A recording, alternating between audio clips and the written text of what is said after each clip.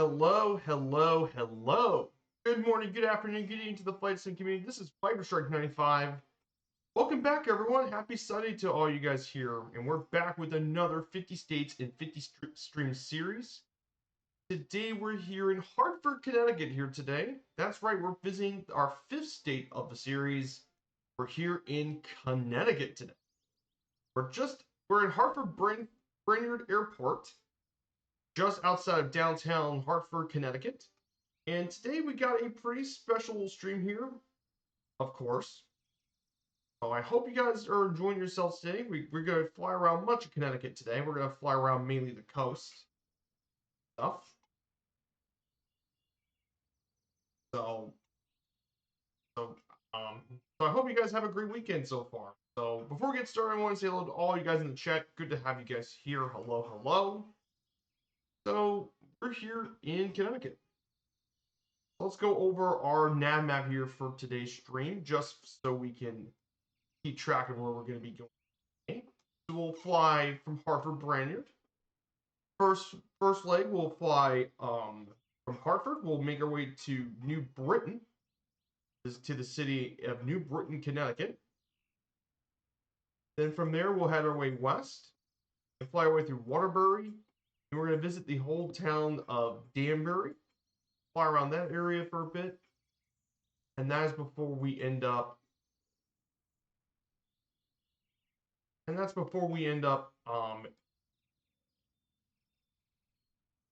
into Bridgeport. We'll visit one of the largest cities in the state, Bridgeport coast. We'll make our way to Igor Sikorsky Airport, named after Igor Sikorsky, one of the major pioneers of helicopter aviation. Then from there, we'll head up to New Haven, which is home of Yale. We'll fly over Yale University. We'll fly over Yale. We'll do that.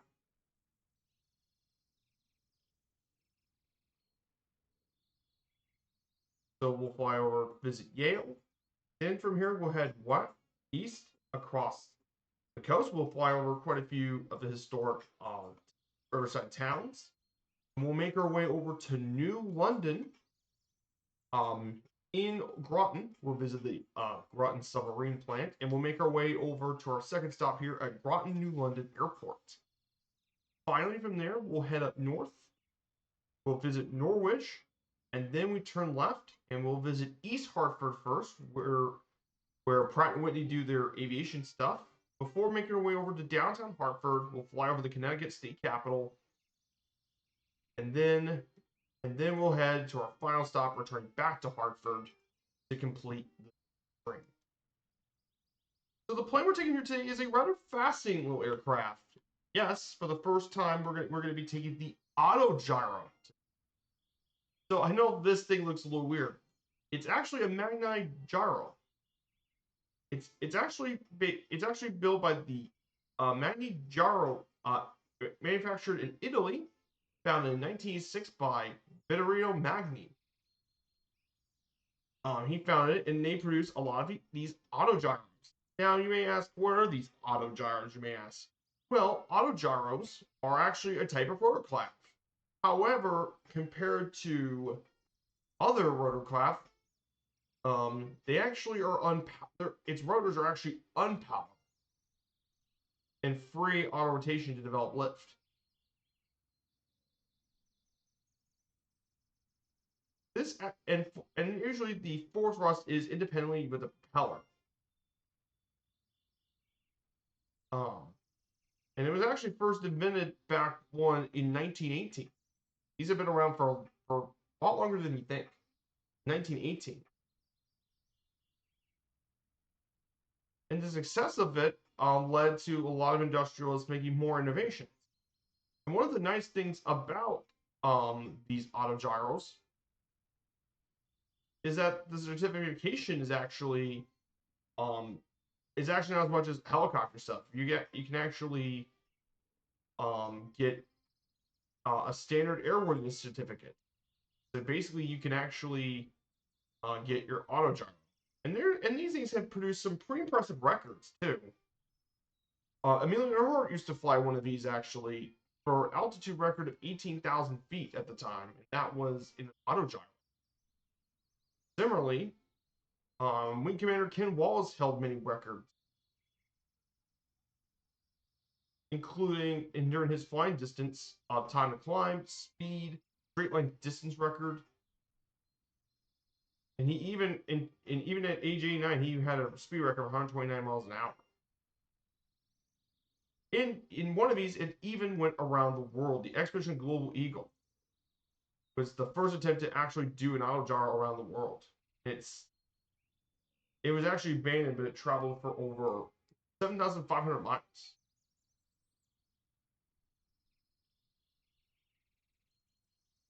But yeah, very cool little aircraft, the autogyros. Very neat little aircraft. Here it is, the cockpit.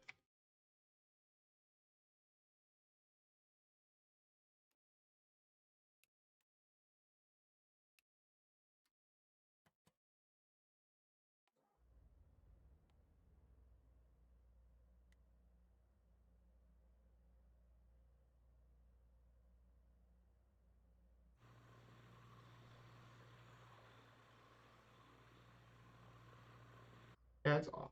Yeah, it's off.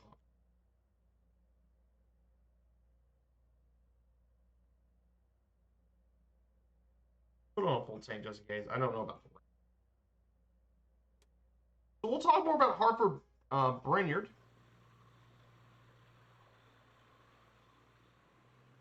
When we return. So we're gonna go this way. We're gonna taxi all the way down to runway 20.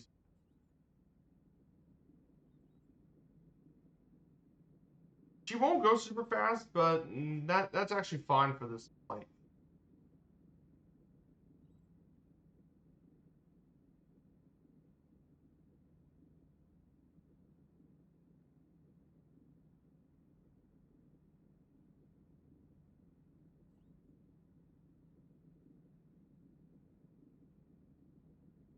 So we're gonna go ahead and prepare for the runway taxi.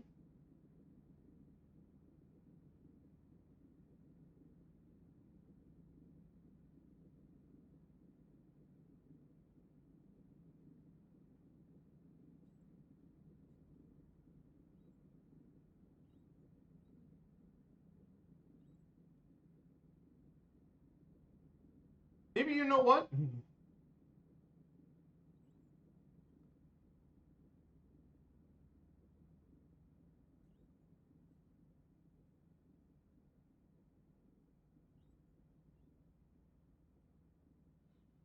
Let's go ahead and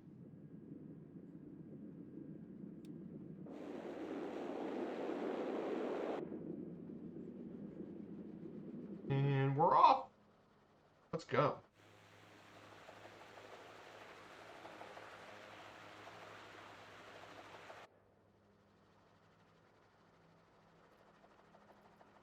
Look at this thing. Yeah, like I said, it's great that the flight sim now has way more variety of aircraft. You don't have to just run your standard airliners. Here we go, guys. Our autogyro is in the air. How cool is that?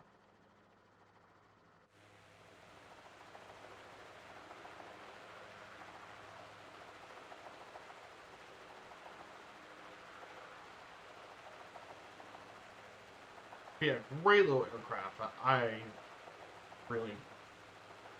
Yeah, it is the only helicopter thing around the I would actually fly is the gyrocopter. Because it's basically a plane just with rotors. The type of thing I'll ever fly type.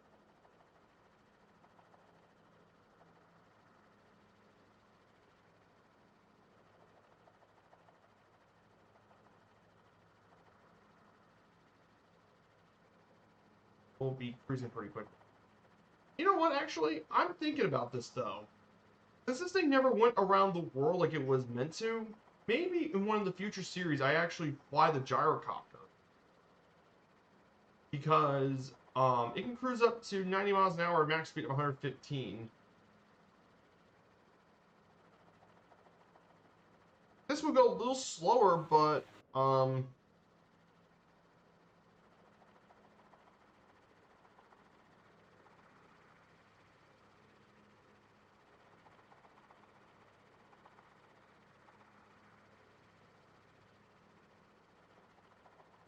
he never made it around the world. But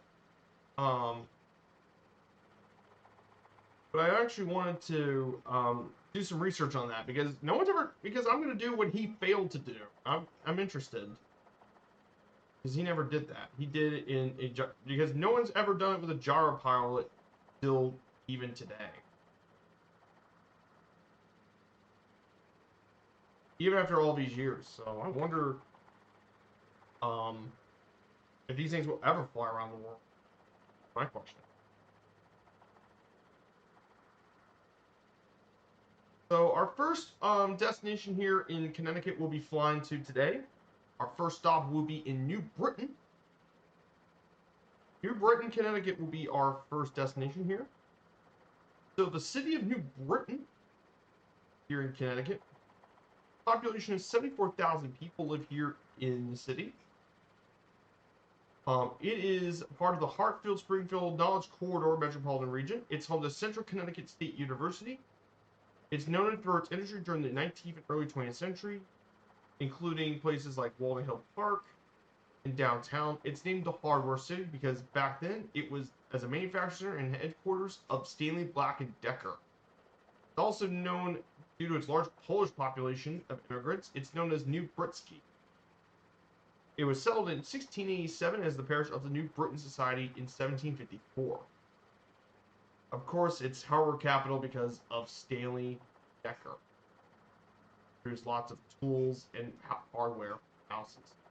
Also, funnily fact, the city was also where the wire coat hanger was invented in 1869, as well as the basketball technique of dribbling in 1895, and more.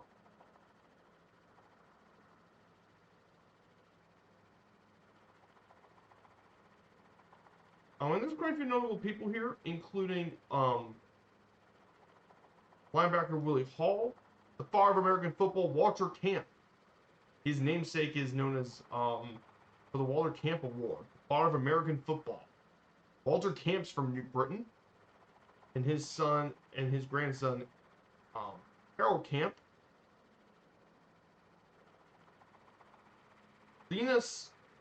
Lena Samuel Ferguson, the second African American at the Daughters of American Revolution. Paul Manafort was from around New Britain. Basketball player Lamar Odom.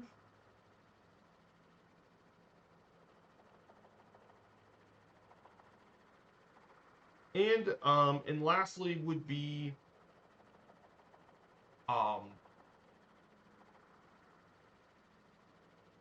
an aviator, Charles K. Hamilton, the crazy man of the air himself. So pretty cool stuff about New Britain. So that's where we're going to be flying around. Here's New Britain.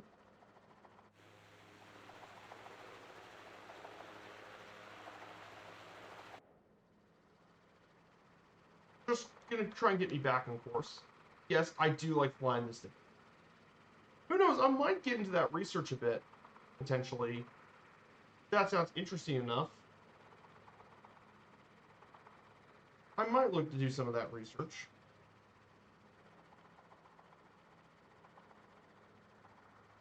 He never did that around the world. So he actually started, by the way, this flight started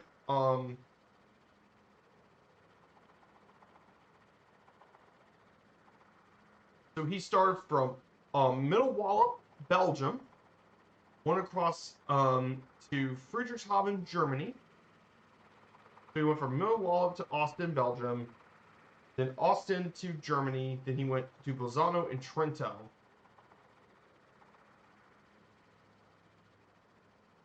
Then he went from there to Magni in Castiglio, then to Forli, refueling at Pescara, Bari, then went to Corfu, Athens, Mykonos, Rhodes, and and he managed to get his way into India and all that. He did unfortunately abandon the effort, sadly, due to weather concerns. However, he still made it really far with the auto. But some of his other destinations include India, um, Myanmar, Laos, Vietnam, China, Russia, Alaska, Canada.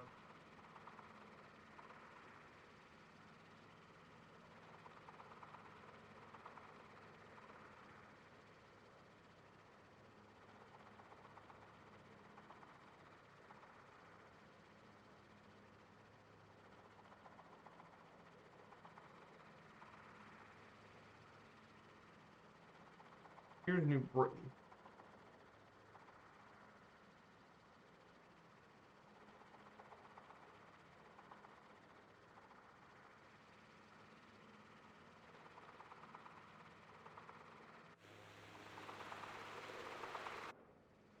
So,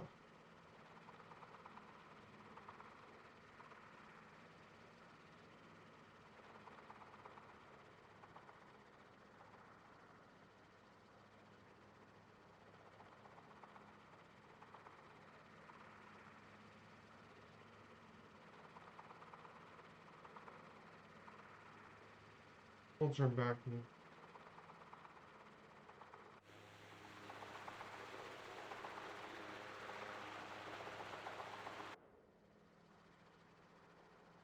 So let's go ahead and talk about the state of Connecticut, shall we? So the U.S. state of Connecticut, the Constitution state, by the way, for all those guys are aware, this is the Constitution state, Connecticut.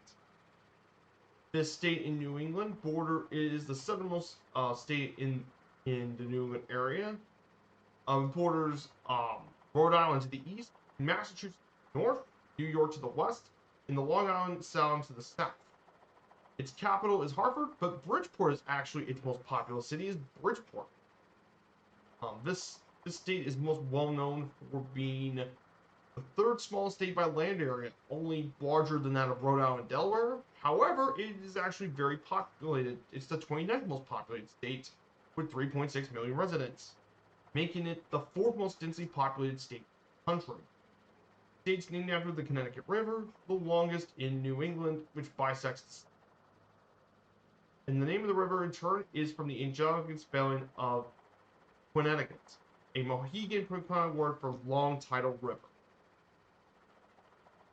This area was actually built by the Dutch. Previously, it was the Dutch, but before it was taken over by the British from settlers with Massachusetts. Of course, it's known as the Constitution State, and fun enough, how it got its nickname was the Fundamental Orders, which was considered by some to be the first constitution. Nowadays, Connecticut is a very developed state and perform well HDI. It's home to many prestigious institutions, especially Yale and other ones around the Knowledge Corridor. It also has a rich maritime tradition, thanks to it being the home of the U.S. Coast Guard Academy here. And it's also rich with aerospace between Pratt Whitney and Sikorsky.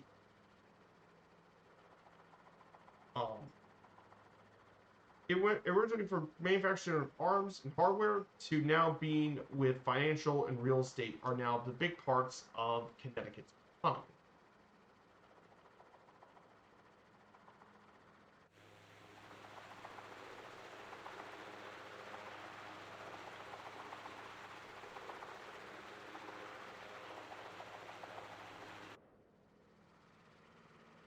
That's a bit about Connecticut's just an overview. So let's talk about the history of Connecticut, shall we? So Connecticut's history dates all the way back before Europeans arrived. It transitioned to the native peoples of the Mohegan Poinsett people, referred to the Connecticut River. Human presence has been around since 10,000 years ago, mainly with stone tools. Semi-nomadic lifestyle, these people moved seasonally to take advantage of the various resources and shared the native languages based on the Algonquin language. The Connecticut region was inhabited by multiple Native American tribes, including that of the Nipmuc, which which include various tribes like the Tensas, Wagon, Wamanasset, and Quinnipiac peoples, the Matapesek peoples, and the Pequot Monhegan. Some of these are still inhabited in the state even to this day. Despite all the colonists and settlers, some of the native tribes still reside here today. Mainly the Mohegans, Pequot, and the Pagasek. So, pretty funny know about it. But there's still native tribes even having these.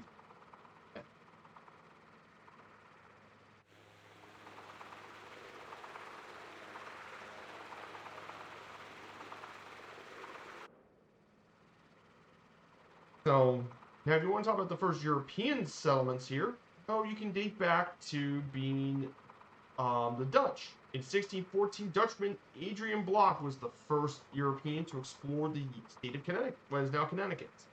As he explored the region in 1614, and they sailed up the Connecticut River, called it the Verse Riviere, the Fresh River, and built a port at the Dutch Point in Hartford. And the Connecticut colony consisted of smaller settlements, but the first English settlers came in 1633 and settled in Windsor.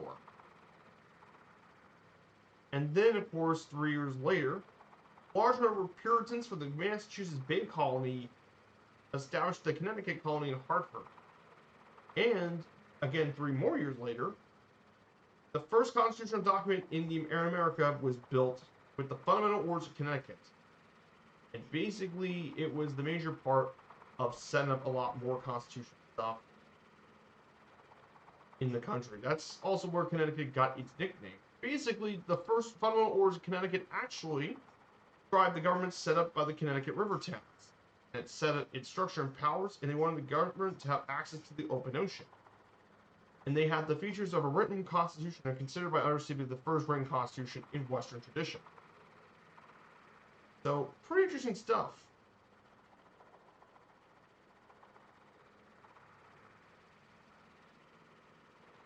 And some of these documents, some of these stuff were even applied to the modern U.S.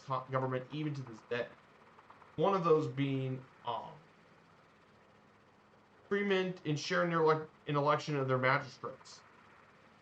So that was one of the things they did. Was that. So, pretty interesting stuff.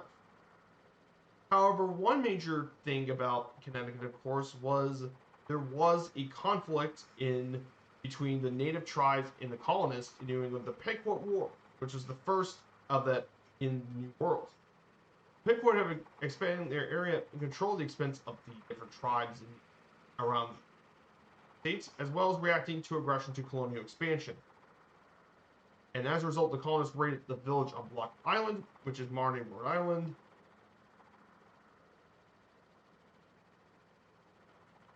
And after suffering major losses, the native tribes sued for peace.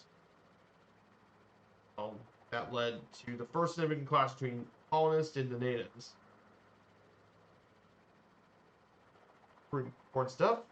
Oh my goodness, we got a follow. Like GA, good to see you, my dude. Thank you for the follow. He says, hello, buddy. Your stream pretty cool. Love it and want to be a friend. Oh, welcome on in. We're doing here today in beautiful Connecticut here. We're doing our 50 states 54 here today. We're in beautiful Connecticut. Traveling down from Hartford. We're in the auto gyro. So welcome on in.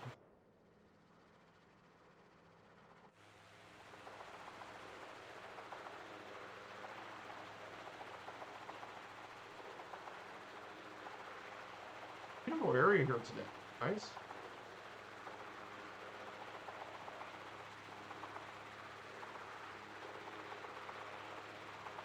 Yeah, I like this auto gyro. Really nice.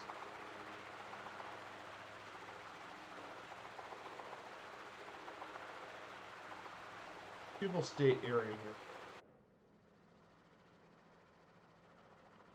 So we're going to continue to get going here as well. Now, of course, during the 17th century, in 1701, the historic Yale College was founded in 1701, providing Connecticut with an important institution to educate the clergy and civil leaders.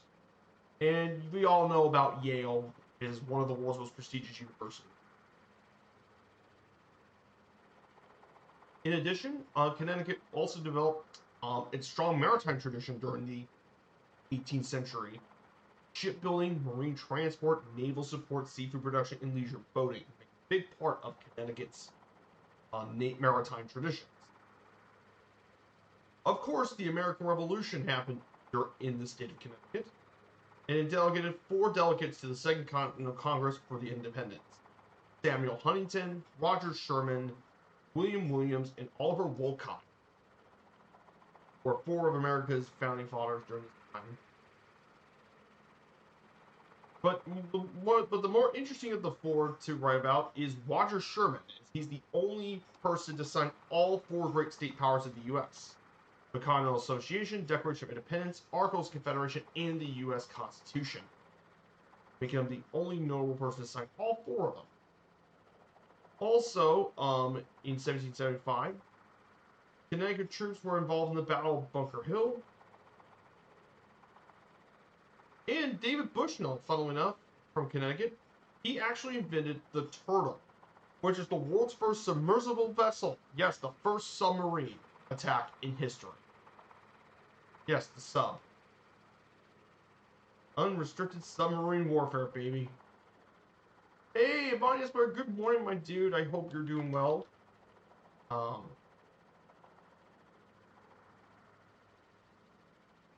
Good to see you, my dude.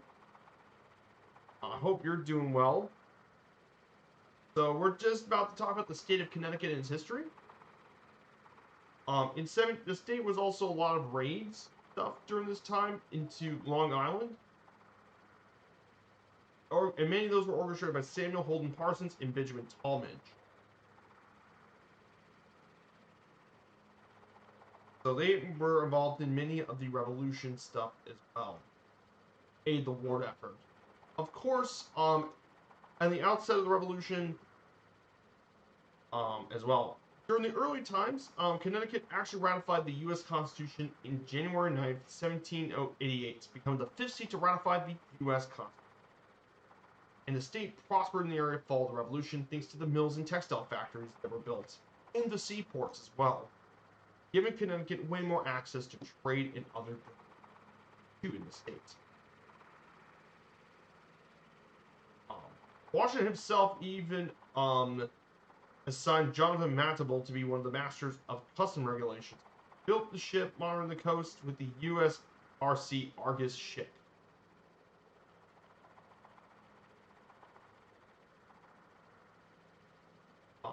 Also, in addition to this as well, for the first time in 1800, Connecticut shipwrights have launched over 100 vessels in a single year.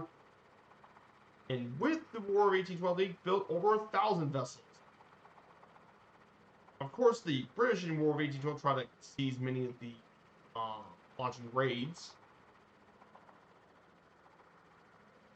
But of course, one of the most famous figures from that War of 1812 was Isaac Hull, who was a Commodore in the U.S. Navy, and he mainly was involved with the USS Constitution, Old Ironsides.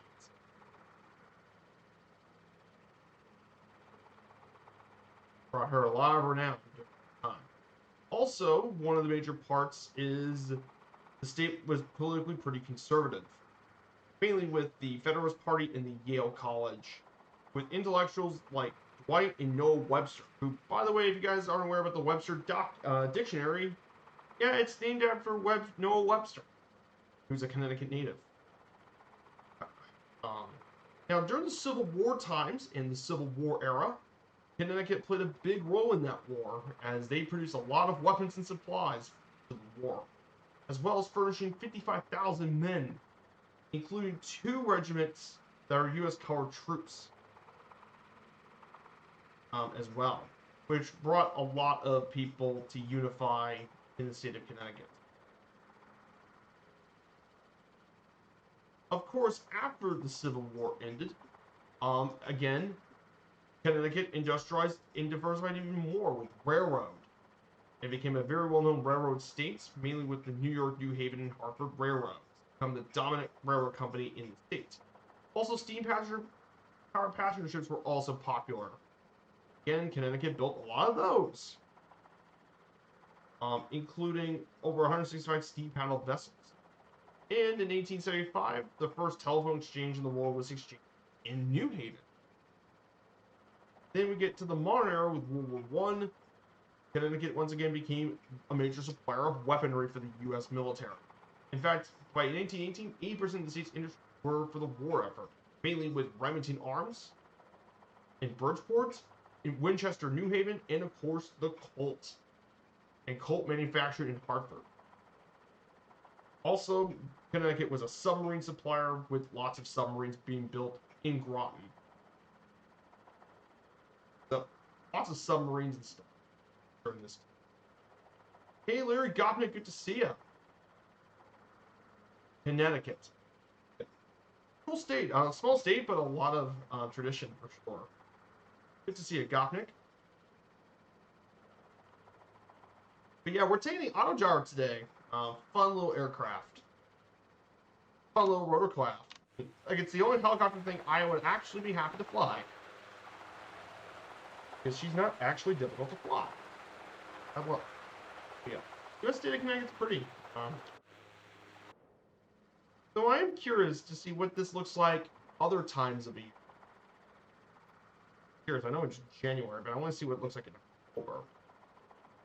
Yeah, look at the fall colors, man. Look at those fall colors. Yes, lots of stuff. It's jam-packed with all sorts of things. Like I said, it may be a small state, but it's got a lot of people, 3.6 million people. A lot of people live in that state. I put some information about Connecticut on the Discord. You guys probably get to know. Now, of course, post-World War II, post-World War I, in the post-war era, one of the things the state of Connecticut was known for was the Connecticut Light and Power Company, which became the electric utility. And of course, in 1925, all you aviation people should know about Frederick Brittlisher. And he was a major aircraft engine designer, engineer and stuff, but he founded the creation of Pratt & Whitney, which you guys all know about Pratt & Whitney. Became one of the most important military suppliers of World War II, and still to this day, one of the 3 major manufacturers of jet engines. Also during this interwar period was in 1938, the Long Island Express storm, the most destructive storm in New England history, passed between New Haven and devastated the Connecticut shoreline, still to this day. Of course, World War II happened. With Lend-Lease support, Connecticut once again was a major production center for weaponry. In fact, they produced 4% of all U.S. military armaments, 9th of 48 states. With major factories Colt, Pratt & Whitney, Chance Vought, they actually put manufacturers, Hamilton Standard, and Electric Boat.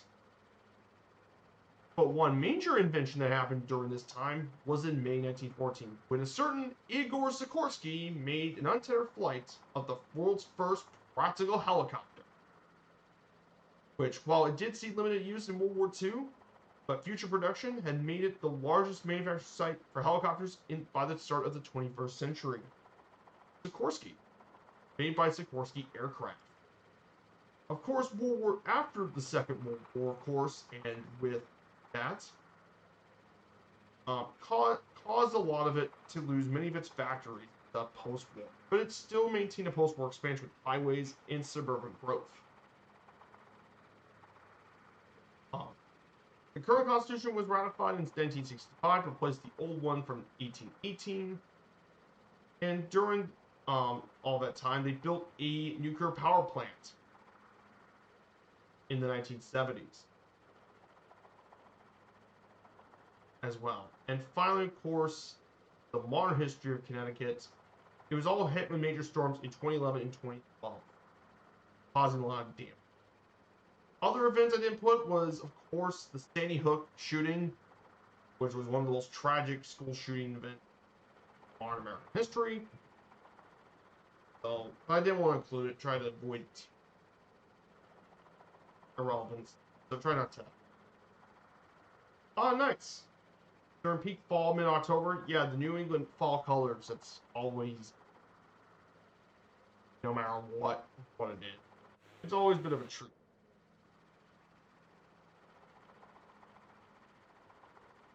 Yeah, the New England scenery is absolutely. Yeah, Connecticut's real pretty here. It's actually surprisingly pretty state too. I get it. It's not elevation-wise the most interesting, but it is a really cool. Yeah, I know. Connecticut, very cool, very rich history state. So, so basically, for something I like to talk about, last night was actually really nice. I got to watch the Pacers last night. Yes, the Indiana Pacers won. Um, I'll probably wear the Pacers shirt for the Indiana streak. But yeah, they beat the Sixers, so the Pacers get yet another win. Nice. Won 2 in a row. So yeah, big win for the Pacers. That's for sure. However, some crazy stuff happened in the NFL. Um, so yeah, um, yesterday the Chiefs beat the Texans, which poor Houston, like they outgained the uh, Chiefs in everything, and yet they still lost. And that was due to the fact that Texans had so many penalties. Like you cannot give up penalties at all. Penalties are a big deal. Can't lose those, no matter how hard you try. However, the most insane thing that happened yesterday is something some people can't even believe. But the Washington Commanders just beat the Detroit Lions. Yes, the freaking Commanders, with rookie quarterback Jaden Daniels, is in the NFC Championship game for the first time in 30-something years. I mean, can you even believe it? Who would have thought the Commanders were finished among the bottom half of the NFC East are now just a game away from the freaking Commanders.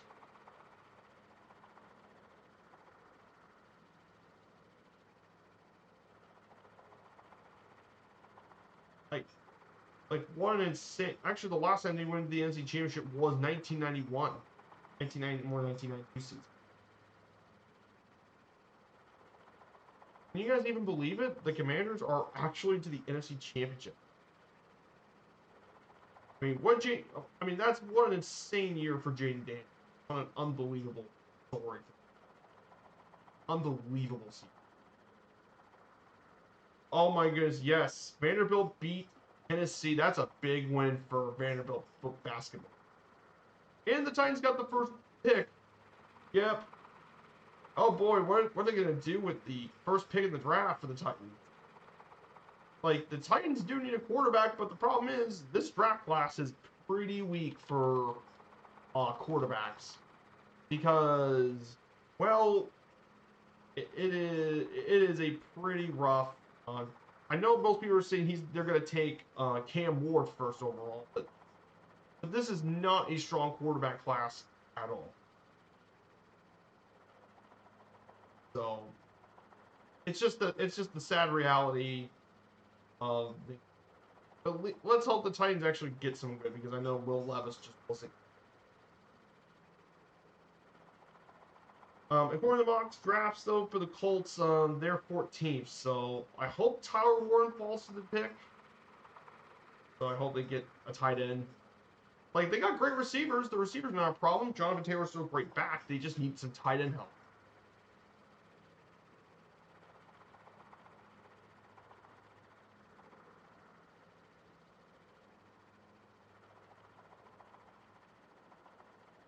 So,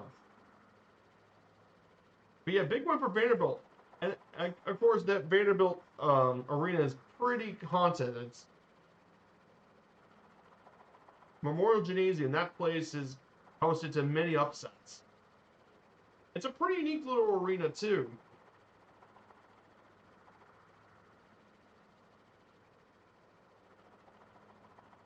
It is a very unusual arena because of its in the floor bench.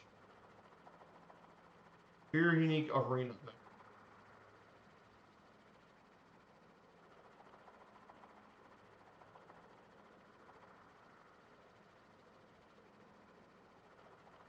But they put some mini upsets. And of course for Louisville basketball, how about this? 8 straight wins for the Cardinals. Won 8 games last year, and now the Cards have won 8 games in a row. I know Virginia wasn't very good this year, but beat Virginia for the first time ever. That felt very good. Beat one of the biggest ACC rivals. That definitely felt good. But yeah, the rest of the schedule, I see no reason Louisville can't win the rest of the games in that schedule. No Duke, no Clemson, so their best opponent would be Wake Forest, probably. Oh, and I mean, every one of those games would be winnable. Best case scenario, Louisville wins most, if not all, the games. And they're going to be a ranked team. It's going to be absolutely nuts. Oh, that's right. You mentioned about that. You were a ball boy at Vanderbilt. Yes, the Magic Memorial has benches in the short. Yeah, you can sit below the court. Yes, that is one major design feature there at the court. It is definitely very, very important for that as well. So here's Danbury.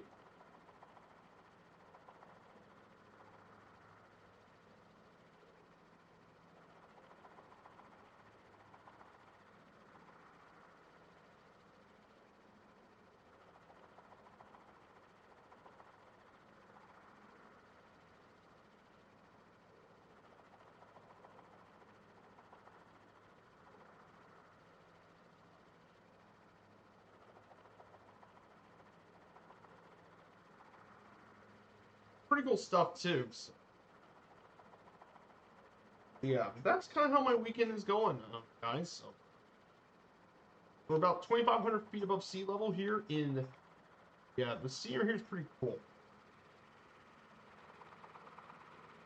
So a little bit about Connecticut as well. Just want to go over a brief geography course.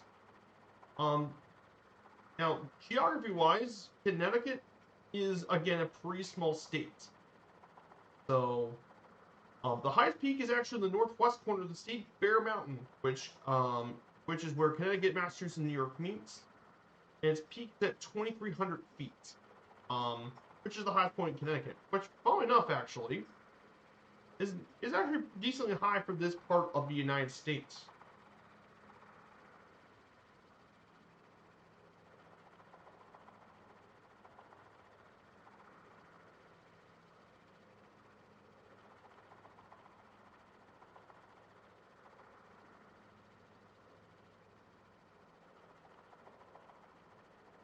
Funnily enough,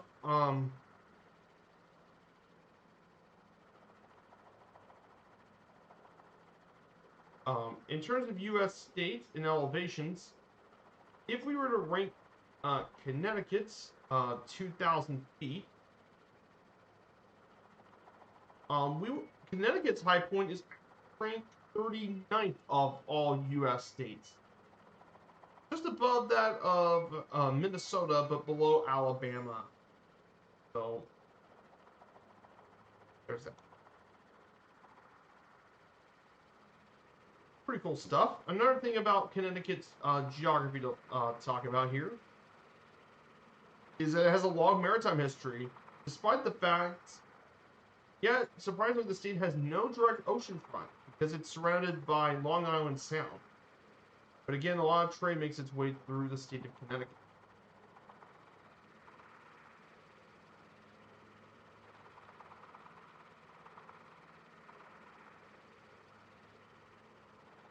Now, of course, in terms of services of the national park, they include the Appalachian National Scenic Trail, the Quinnenberg and Chautauqua River Valley's Natural Heritage Corridor, and the Ware Farm National Historic Site. For some of the parts listed in Connecticut. But yeah, Connecticut's geography, again, a very small state and stuff, kind of makes this kind of difficult for it as well. It's got forests, it's got hills and stuff, but not really anything. And it's matched in its climate, which is a rough transition between the southern end of the humid continental climate and the northern portion of humid subtropical climate. Northern Connecticut experiences climate with cold winters and moderate snowfall, while southern coastal Connecticut have cool winters with mix of rain and snow, and long hot and humid summers typical of that of the middle and lower east coast. During winter reviews, Connecticut can occasionally get heavy snowstorms called nor'easters, produce as much as 2 feet of snow.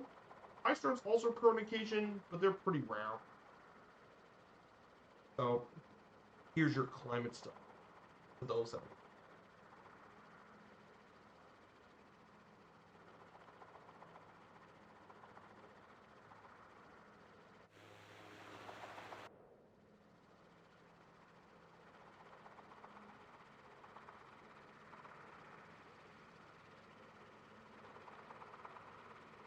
Pretty cool stuff. So, guys, I hope you all had a good weekend here.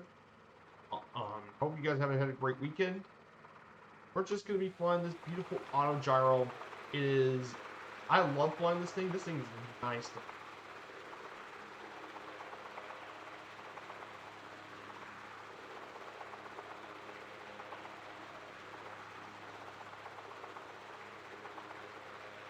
So, of course, next week, we got next week's streams coming up. Next week is some streams next week. So next week, on Wednesday, we will be taking, we're going to do some flying in the Twin Otter. We're going to do some flying with, from there. We'll be doing some cargo op flying in the Twin Otter. We're going to do some cargo operations in some of the more remote areas. I'm thinking about doing some cargo ops in Papua New Guinea. Transferred some goods to some rural villages, and then of course on Friday and Sunday we'll be doing the next 2 of our 50 states and 50 streams. We'll be checking out the U.S. states of Massachusetts and Maryland, which should be some pretty fun stuff. I'll post some information about Massachusetts and Maryland in the Discord. But yeah, that will be next week. Stay tuned, okay? We're going to get through these 50 states pretty good.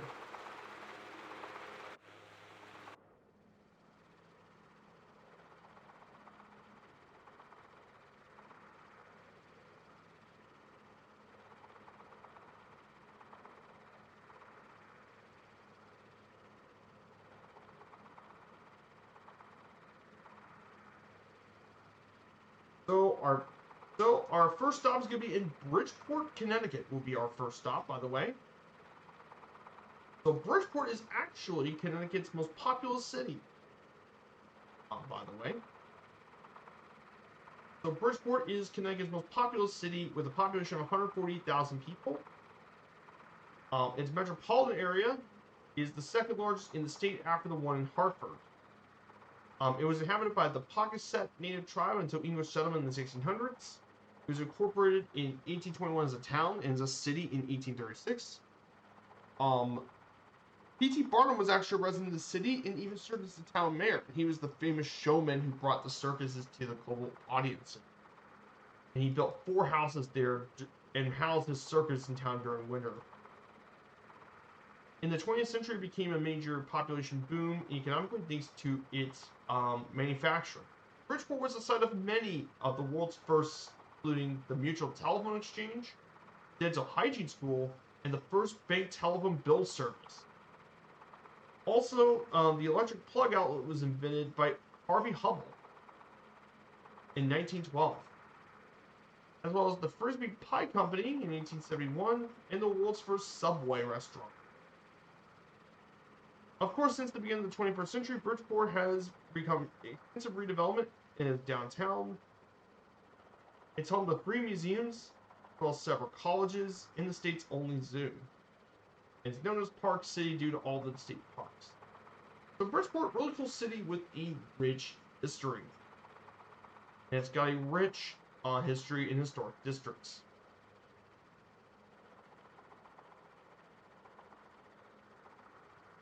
Jersey Sports is home to a minor league hockey team. The Bridgeport Islanders are its main ice hockey team.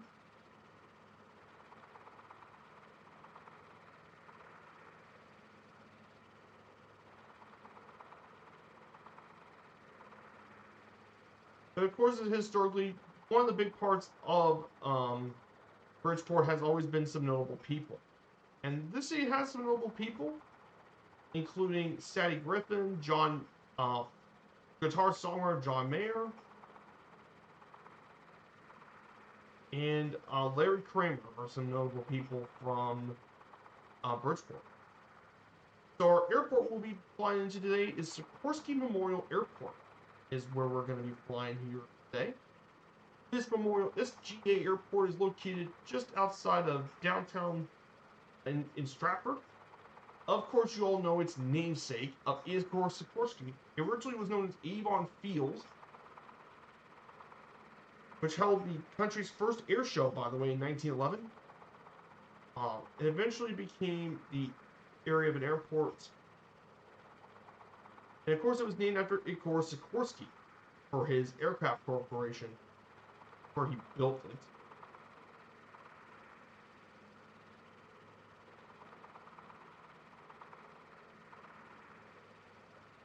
One of the more interesting things about Sikorsky Field was that it used to have some regional carriers, but nowadays not so much. Of course, there's been a lot of overrun of debate between Stratford and Bridgeport, who owns the airports, but this area is most well known for the hangars of both Curtis Flying School and Sikorsky helicopter and stuff too. So pretty cool stuff, and of course, it's named after Igor Sikorsky. And fun fact about Sikorsky, by the way, just to let you guys know about Igor Sikorsky, one of the great aviation pioneers. He was actually born in Kiev in the Russian Empire in 1889, when Kiev was part of the Russian Empire. Yes, a lot of people don't realize this, but Ukraine being an independent nation was only pretty recent. For a long time, Kiev was part of the Russian Empire, and that's where he was born. Grew up the youngest of 5 children. He went to school in St. Vladimir University and became a Russian nationalist. However, he moved to the United States after the Russian Revolution happened. Because the Bolsheviks threatened to shoot him for being the Tsar's friend, so he moved to France.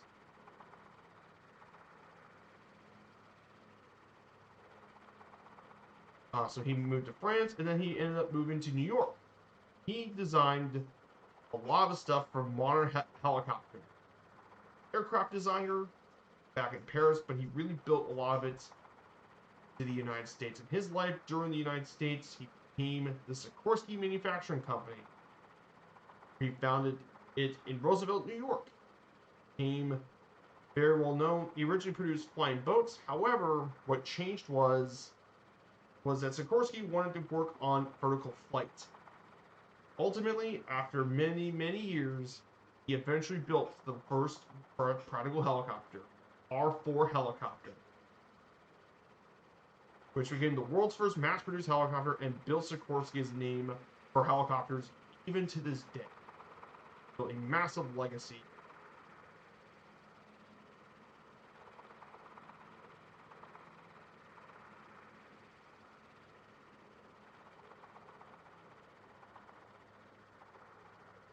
As well. So yeah, and basically, Sikorsky had built many types of helicopters during his years of Sikorsky, and they produced lots of different helicopters. They used to also produce a couple of planes, mainly flying boats. They built a few of these flying boats. However, what built Sikorsky is the helicopters. They produced a lot of them here in Bridgeport. They include of course, the world's first mass-produced chopper, the R-4.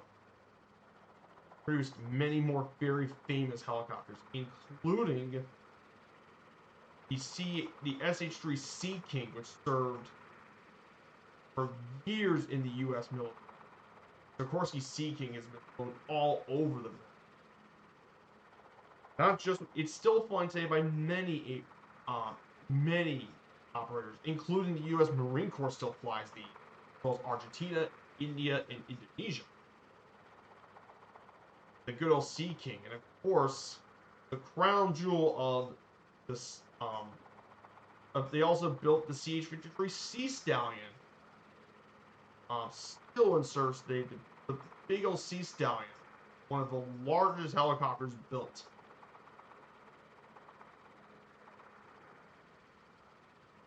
Which at the time was one of the largest helicopters built. Sikorsky Sea King.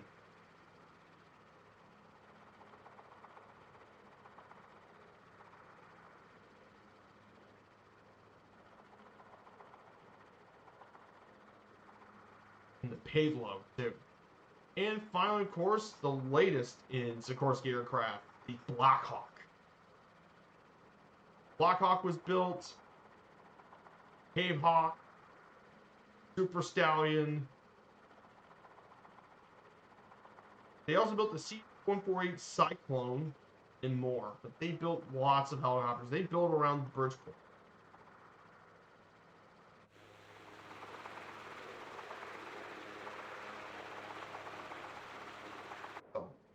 So we're right here in Bridgeport, guys, for our first stop. So yeah, I hope you guys learned a little bit about history lesson about Sikorsky. They built a lot of this stuff. And I can talk about the military stuff quite a bit too.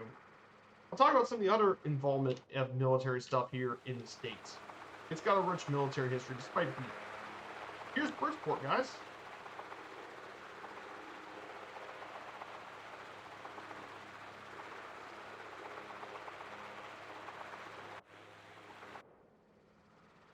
We'll just fly around downtown for a bit. Yeah, I really enjoy flying this thing. This thing's a lot of fun. What a great aircraft. Really stable, too. This is extremely stable.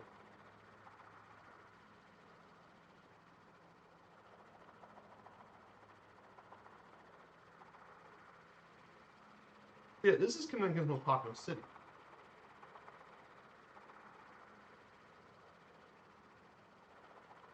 So guys, I hope you're enjoying the stream. If you guys like the stream, smash that follow button and support the channel if you're really interested and haven't followed yet and want to support our channel. Smash that follow button and support the channel. We're streaming 3 days a week on Wednesdays, Fridays, and Sundays. We do our flying around on general aviation, what we're doing here today.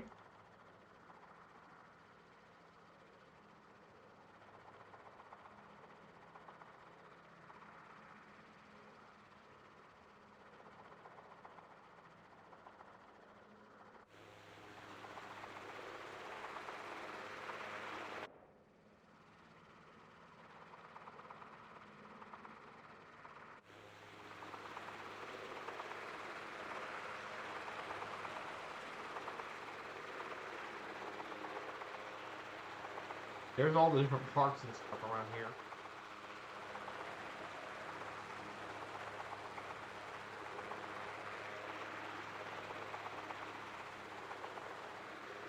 Go ahead and prepare for the landing here in Sikorsky. Let's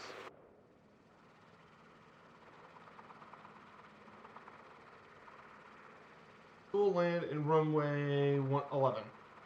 Runway 11 is where we're going to be landing right here. About to make our first stop here pretty shortly. We'll take a quick bit of a break. And we'll prepare for leg number 2, which will be a pretty decent leg. Be a similar distance to the last one, which is going to be to New Haven. Or when they're shortly.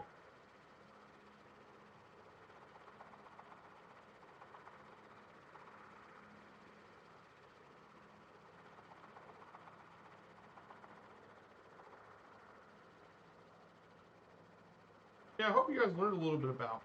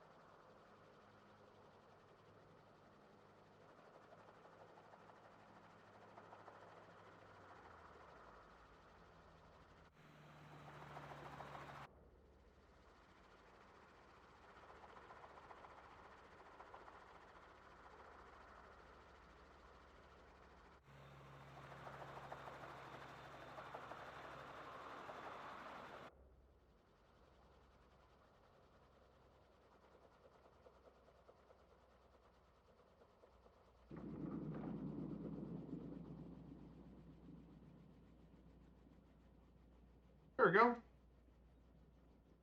Made it. Negative 108 landings.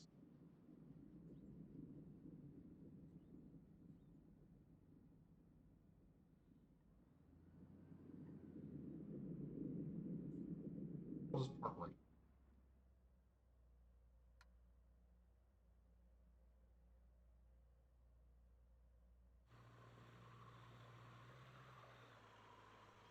Guys, we officially made it our first stop here in Bridgeport. We'll just take a quick break here for just a minute or two while everyone gets something to drink or something.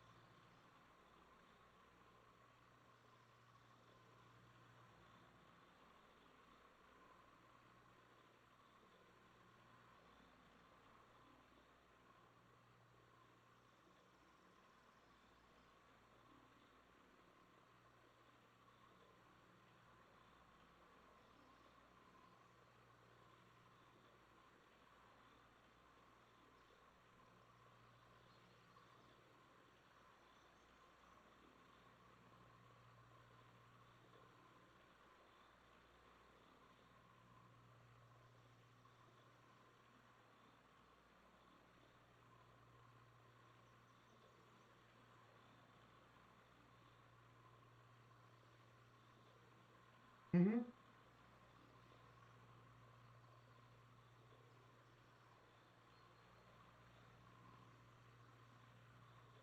So let's go ahead and prepare for leg number 2. We'll head to New Haven next. So next stop will be in New Haven.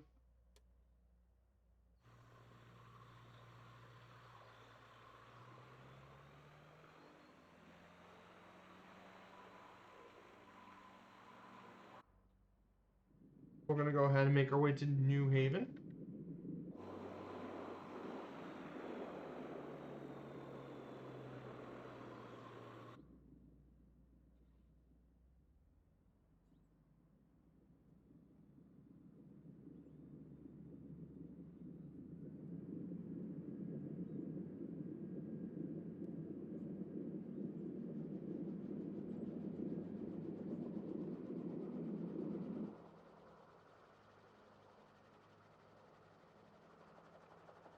The one I think in the sim is the M24.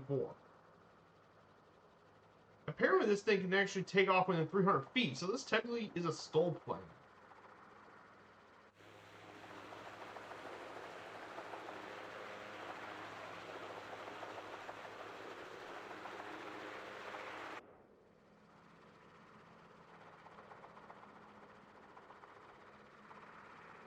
This is Stratford, and this is where they built the Sikorsky aircraft plant.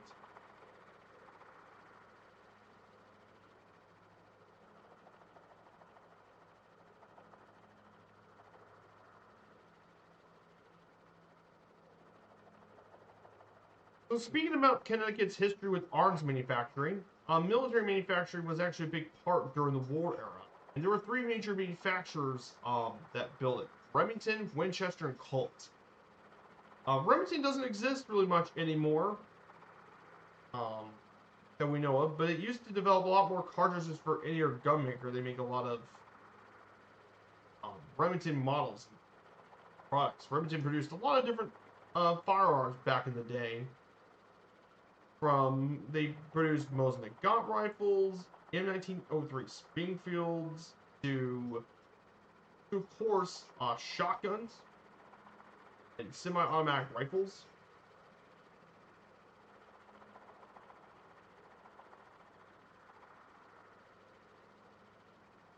But of course, Remington's most well known for their most well-known weapon, however, is the Remington 870, the Remington Model 870 shotgun, one of the most popular shotgun ever, Remington 870. Easy to maintain part, inexpensive, reliable. It's just a good all-around shotgun to be used in many roles, including that of shooting sports, hunting, self-defense, law enforcement, and military use. The good old Remington 870, very effective shotgun.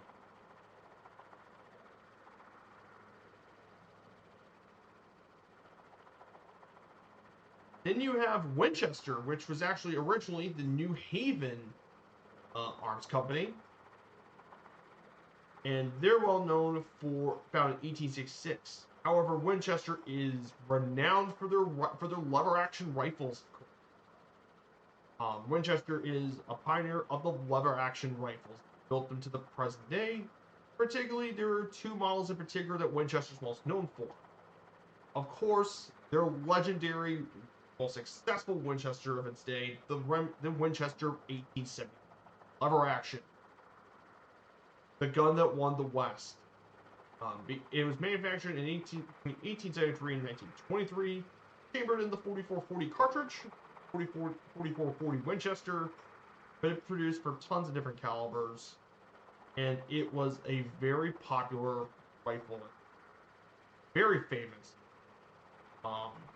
featuring a lot of Western movement, and a very popular choice. It was a very successful lever action. Other notable Winchester that was involved was the Winchester 1895. Actually, then you have the 1894 Winchester, which is the most prevalent Winchester rifle of all. Chambered in the 3240, but produced, though, the 3030 cartridge, which is the most well-known cartridge, is the 3030. Very popular hunting gun. For a lot of people, it is well known as the hunting gun of choice. Then, of course, finally, the Winchester 1895, which was unique because it was a box magazine, and it could fit all sorts of different calibers. You could put 30-06, 303 British. You could even put the 7.62 Russian. It was used in fact, it was actually, most of these were produced not for the U.S. military, but the Russian military, funnily enough, as they had shortages for their Mosin Nagant rifle. So, pretty fun fact about Winchester. The other manufacturer here in Connecticut is Colt, and this is the most prevalent of all of the arms manufacturers in Connecticut. And it was founded by Samuel Colt, and Colt is most well known for their handguns. And they produce a lot of handguns, including the Colt 1860 Army, which is their percussion revolver, very successful gun used by many troops, not just in the Civil War, but across the American West too. It was used a lot in its history, used by the U.S. military. But by far the most but there are two pistols in particular you guys all know Colt is most famous for. First, in 1873, the Colt Single Action Army was the beloved revolver. And it chambered mostly in the 45 long Colt. Very popular gun for the Wild West. It was dubbed the Peacemaker. a famous piece of the Wild West era, with popular with ranchers, lawmen, and outlaws. And still, many of them are still bought as collectibles and reenacted. The good old Colt single action, very popular gun. You see all over cowboy films. You see this weapon. The other famous Colt is, of course, the longtime single action Colt M1911 handgun. Designed by John Browning, produced by Colt. It used short recoil, and it was used for the U.S. military. It still is used by some units even today, but it was the main standard sidearms for World War I, World War II, Korea, and Vietnam. Chambered in the incredible 45 East. And in fact, it is the state firearm of Utah. So yeah, that's just a little bit about some history lesson on why Connecticut has such a rich arms industry. And that's why I wanted to talk about that. Connecticut's got a rich history with the arms. And I felt that would be a good way to talk a little bit about history. New Haven, Connecticut is where we're going to end up next. So New Haven is population, it's the third largest city in the state, population 135,000. And of course, New Haven is one of the first planned cities in the country, founded in 1638 by English Puritans. However, this city is most famous, however, for its historic university, Yale. It was once the co-capital of Connecticut from 1701 to 1873, when sole governance was transferred to Hartford. However, it's still the culture capital of the city due to the theaters, museum, and music venue. Also known as the Elm City as well. And some of the major parts include that of industry as well. It's also the headquarters for the Knights of Columbus, the world's largest Catholic fraternal service. Makes its home here in New Haven. So, pretty cool stuff, and it's featured in pop culture for many movies, including Indiana Jones and the Kingdom of Skull, Everybody's Fine with Robert De Niro, and Mona Lisa's Smile with Julia Roberts. And some background with Yale. Yale is located in New Haven, Connecticut. It's the third oldest institution of education in the United States. Founded in 1701. And it grew more so as a major university in 1887. Yale's got 14 constituent schools, including an undergraduate college, Yale Graduate School, and Yale Law School. Its endowment is around $40 billion US, third largest of any institution in the country. It has the third largest academic library with over 15 million volumes of articles, and lots of famous alumni. 68 Nobel laureates, 4 field marshalists, 4 Abel Prize laureates, 3 Turing Award winners have been affiliated, as well as 5 U.S. presidents, 10 of America's founding fathers, 19 justices, 31 living billionaires, and many, many, many more famous have been around. Some of these notable people, and there are a lot of notable people. Where do I even begin with this? The 5 former U.S. presidents that attended Yale included William Howard Taft, George H.W., and his son George W. Bush, Gerald Ford, and Bill Clinton. And also, in addition to this as well, many Supreme Court justices: Brett Kavanaugh, Clarence Thomas, Samuel Alito, Sonia Sotomayor. And these are current Supreme Court justices too. And produced many famous people, businessmen, and more. Where do I even begin with you? Where do I even? This is New Haven, by the way.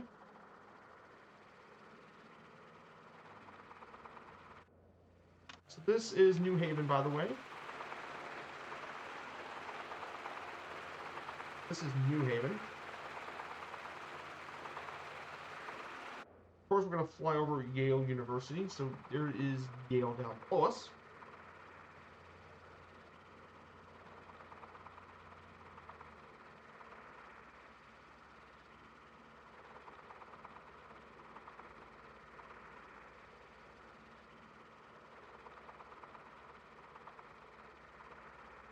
So Sorry about the... Sorry about the sound. Let me get that back.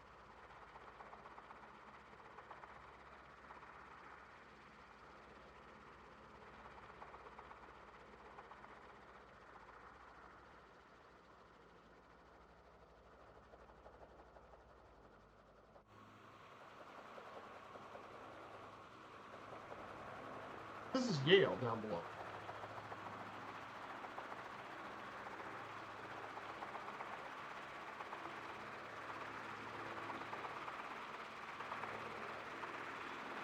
I also picked the blue because it kind of fits cool colors.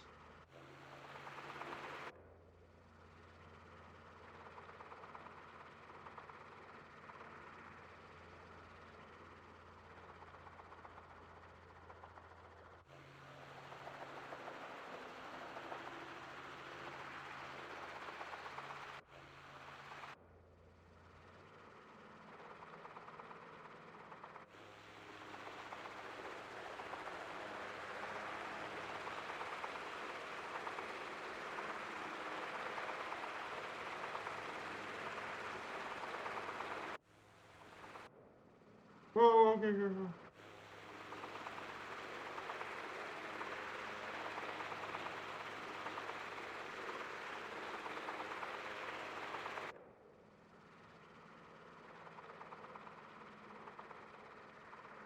This is Yale.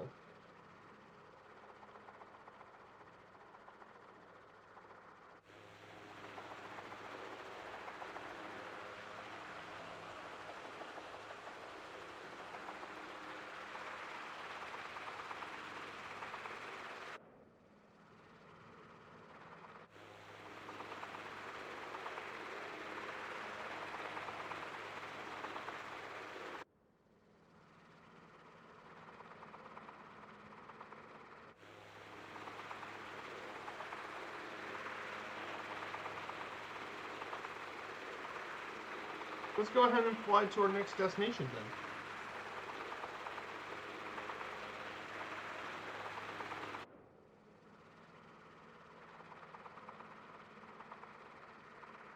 Hey, Foxtrot, good to see you, Flox. I didn't know the states had a state firearms. Yes, they do. There's actually state firearms, funnily enough. Yeah, there's actually a lot of states. There's actually 10 states that have their own state firearms, funnily enough. I'm surprised Connecticut doesn't have one, despite the fact Connecticut's home to Colt, Remington, and Winchester all made their bases here in the States, which is, maybe it's because of the more liberal gun culture, probably? If I were to be a bet man, which I understand Connecticut's very politically liberal. But yeah, there's some interesting ones here. Alaska is the Winchester Model 70 because it was a very popular hunting gun.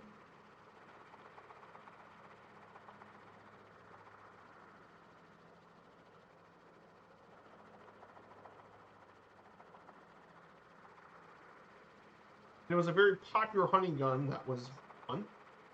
Arizona has the Colt Single Action Army for obvious reasons, because you know Arizona is the major part of the West with Tombstone, Arizona being a very popular Western shooting location. The state of Indiana actually got its own rifle. It's got its own state wildlife. The Grassland rifle is actually Indiana's state firearm, and it was actually is the Grassland rifle, and that was actually where William Henry Harrison lived in Vincennes. He had and his rifle was actually used well.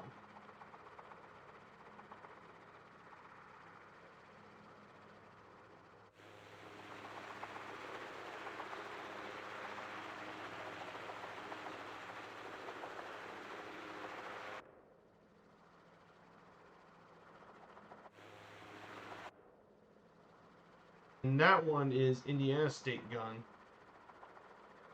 Is that one. Kentucky is obviously the Kentucky long rifle, which is definitely obvious. That was used very popularly in the American Revolution. The Hawken rifle, which is one of the most recent, was Missouri, and that was used a lot for the buffalo hunting gun. Pennsylvania has its own long rifle. Tennessee is probably the most interesting because Tennessee state rifle is the Barrett M82 because it was produced by Barrett Firearms Manufacturing in Tennessee. Yes, a big old sniper rifle that launches a big, massive 50 caliber BMG that usually goes on the Browning machine gun. Texas is the Colt Walker. Utah is the 1911, and West Virginia is the Hall model flintlock that was made in Harper's Ferries. Pretty interesting stuff. There's a lot of interesting state stuff. Like for example, there's state dinosaurs. There's state dinosaurs, fun enough. and more. There's state birds, state fossils, and more. But yeah, there's a lot of state symbols all across the country. I think, Flox, in your home state, Oregon, your state fossil is the Dawn Redwood, which for conifer tree. My home state's fossil is the American Mastodon. That's because they found a lot of these here in the state of Indiana.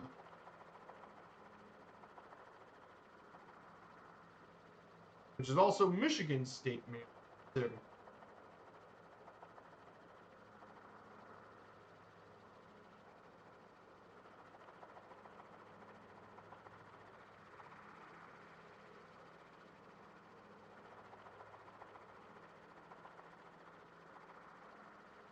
So for your home state, Oregon, you actually have quite a few things. You have your state animal being beaver for obvious reasons, the beaver state. That's probably more obvious. Yeah, lots of state symbols. Not to get. Oh, nice. The beach. Yeah, the Beechcraft Museum is pretty cool too. Yes, I think Flox has done a few of those on his channel.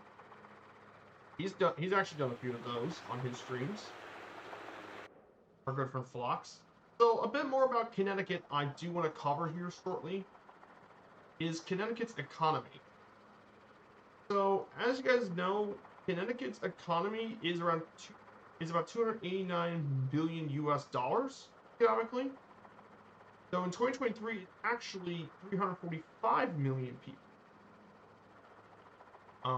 In 2023, its per capita income is 77,000, which is the third highest of all states. And it makes complete sense considering it's actually one of the highest of all states.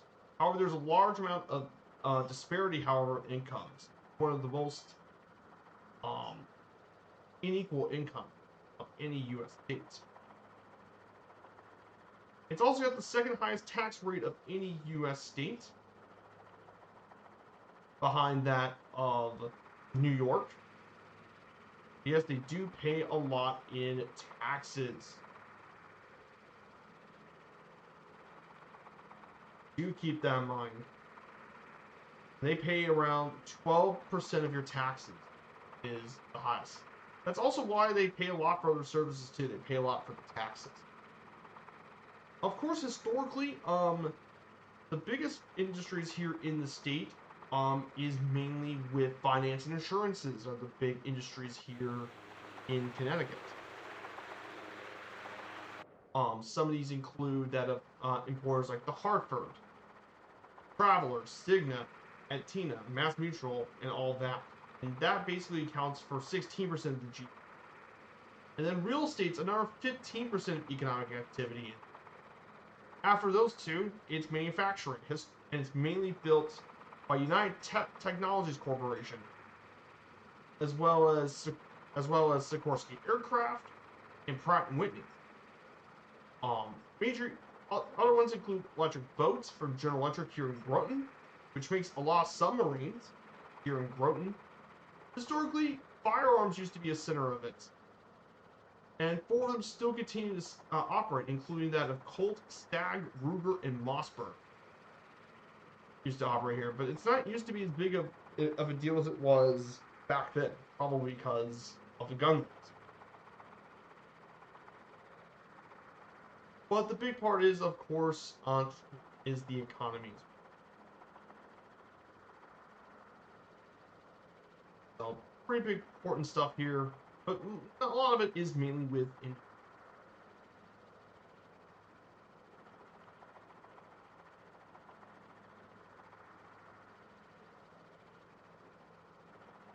So we'll fall around the coast for a bit.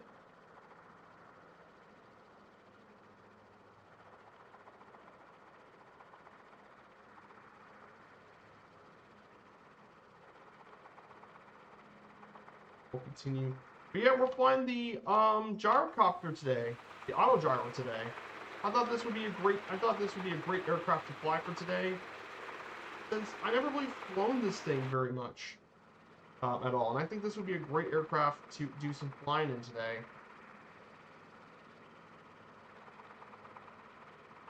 Thought this would be a great opportunity to take an aircraft I haven't really flown it at.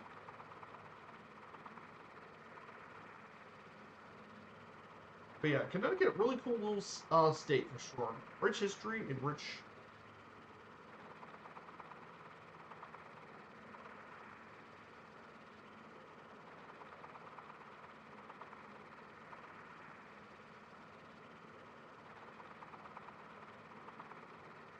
So for Connecticut state symbols, there's a lot of state symbols here in that state. And here's some of the state symbols of Connecticut, if you guys don't mind.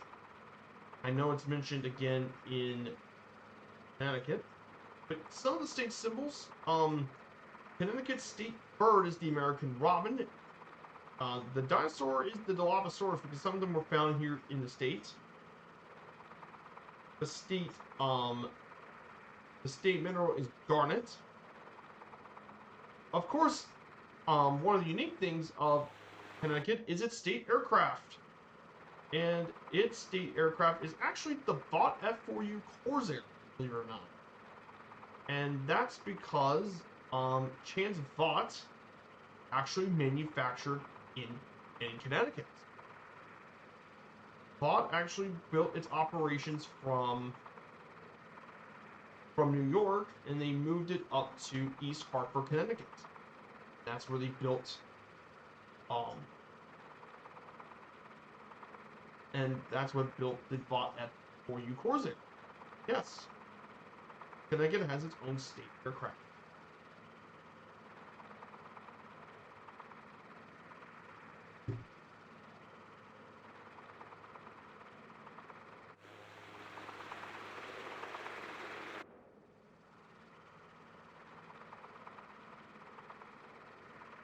Pretty fun fact.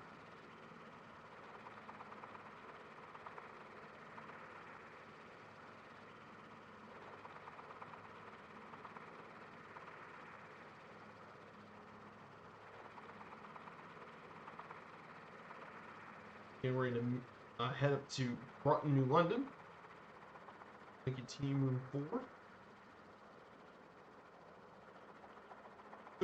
So yeah, guys, I hope you all enjoyed this information in history. I hope I don't bore you all.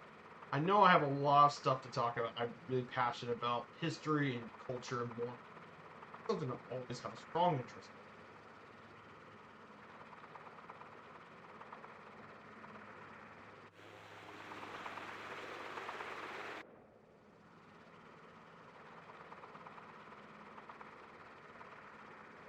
I think I enjoy this aircraft. I know it's not the fastest aircraft, but for a small state like Connecticut, I don't think we need something fast. Hey, Big Boss Robinson, good to see ya. Hello, Big Boss. I hope you're doing well.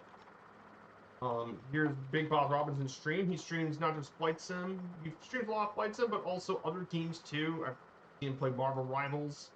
That's fun. I haven't got a chance to play it though.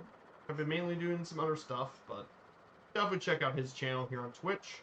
We're doing the 50 States 50 streams. Today we're doing part 5 of 50. We're in beautiful Connecticut here. We were discussing a bit about the history and stuff of the states. We started in Hartford, and we're going to make our way around the coast and all that, because that's where some of the major areas are. We went to Hartford, and we made the Danbury, then went to Bridgeport. We just flew past New Haven, home of Yale, famous university there. Now we're heading towards New London and Groton, where they built a lot of the submarines and stuff. And we're... Oh, nice. That's fantastic. So yeah, we're flying the auto gyro today. This little machine, the auto gyro. I mean, we're going to take many of the new aircraft in the sim. Might as well fly it.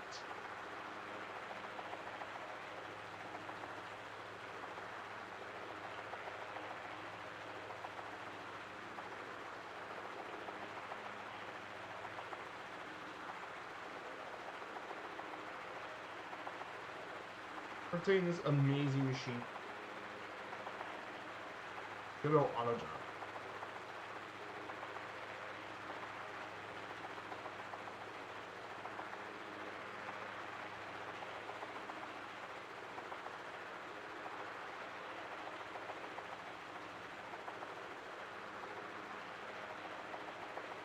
Yeah.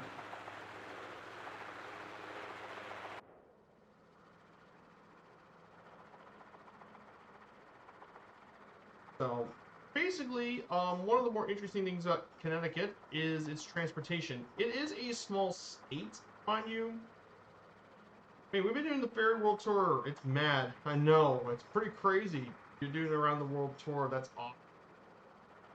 You're now in Afghanistan and Pakistan. Yeah, there's quite a lot of elevation in those two countries, Pakistan and Afghanistan. Like, a lot of it is very mountainous.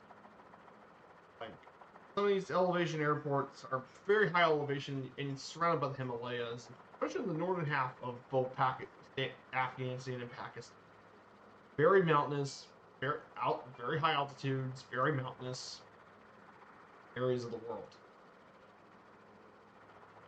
Pretty crazy. I'm going to do it around the world stuff in the future, but it won't be now.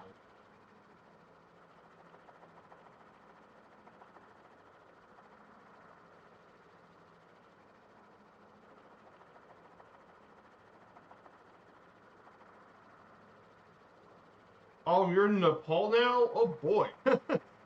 Oh yeah, you can now go to one of the most mountainous countries. Now you're in Nepal. That's very mountainous. But I mean, but though the reward is you get some absolute insane views of the Himalayas as a backdrop.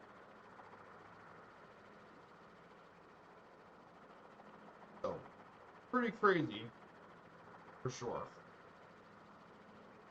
Yeah, Nepal's really pretty though.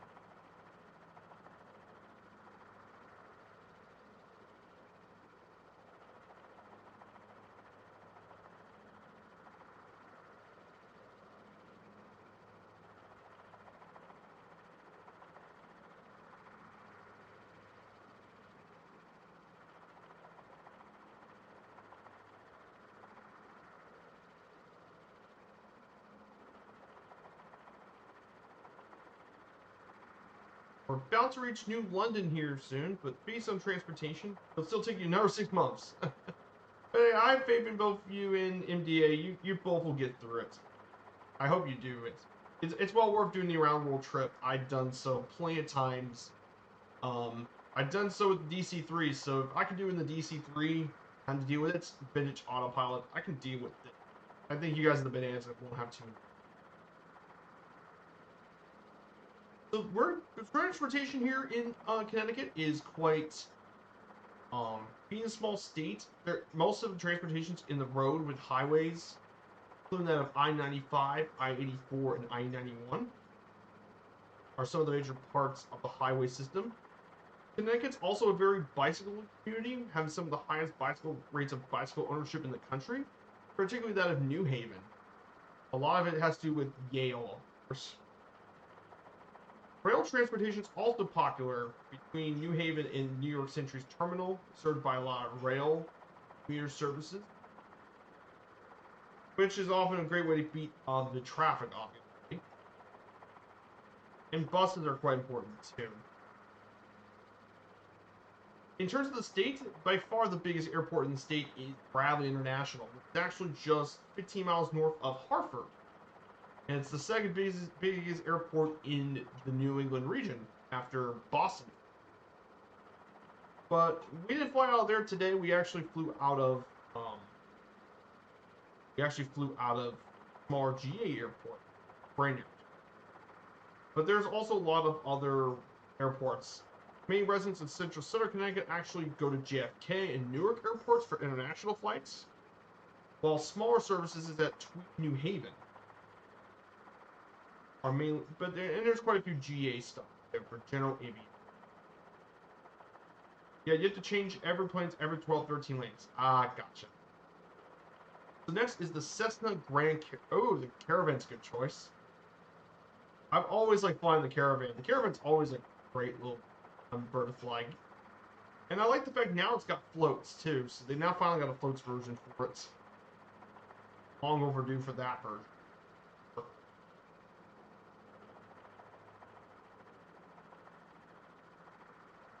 So, and finally for sports, this would be the second to last slide we'll cover for the fun facts. So, Connecticut, there's actually 2 Connecticut teams in America in the AHL Hockey League, which is minor league hockey, the Bridgeport Islanders in Bridgeport, and the Hartford Wolfpack in Hartford. They're both the affiliate teams for the New York sports teams, the Islanders and Rangers, respectively. They also have minor league baseball, the Hartford Yard Goats,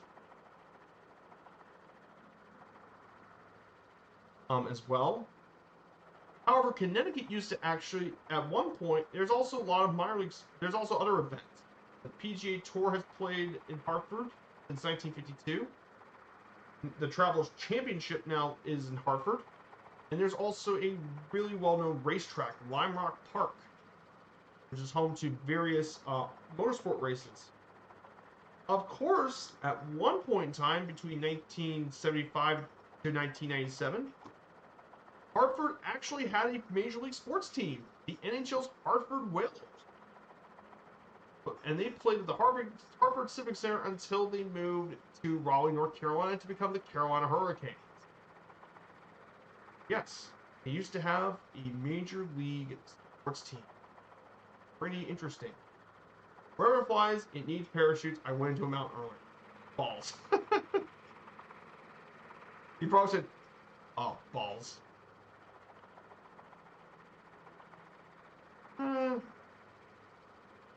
That's why be careful where you fly. Always check for altitude. Don't be afraid to go more than you need to. So we'll visit New London here. New London's just in the distance. We're going to be covering that shortly. New London is a seaport city and port of entry to the northeast coast of the U.S., located in the outlet of the Thames River, Connecticut. Yes, named after London, of course. It's most well known for being the home of the U.S. Coast Guard Academy, founded in 1876. And it's also home to the cutter Coho and the tall ship Eagle, which are very well-known training vessels in the U.S. military. Used to be founded by used to be settled by the Pequot Indian tribe. However, the modern city was settled in 1646. And of course, it was used a lot during the American Revolutions as a base of American naval operations due to its great port. And one of those famous people from New London was American war hero Nathan Hale, who was a Patriot soldier and spy.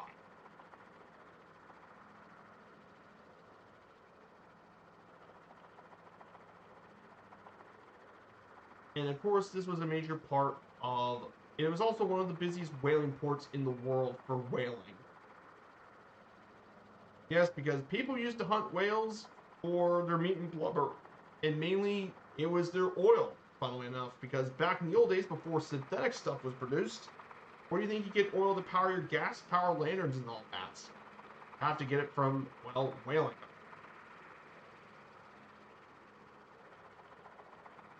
And they became targets for that. Nowadays, it's very much taboo now. It's still going to debate even to this day. Mainly being caught by Japan for commercial service. Those are aboriginals whaling, but the only ones commercially still available is by far Japan and Norway.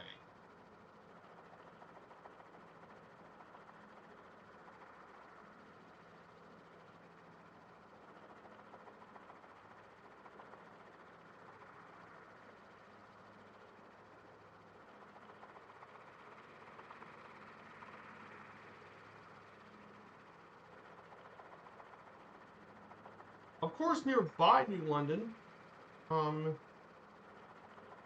and nearby next door is Groton. Now, nearby is Groton, of course. But next door to New London is Groton, and it's most well known for being home to General Dynamics Electric Boat, which is the major contractor for submarine work of the Navy. And it's home to the submarine base.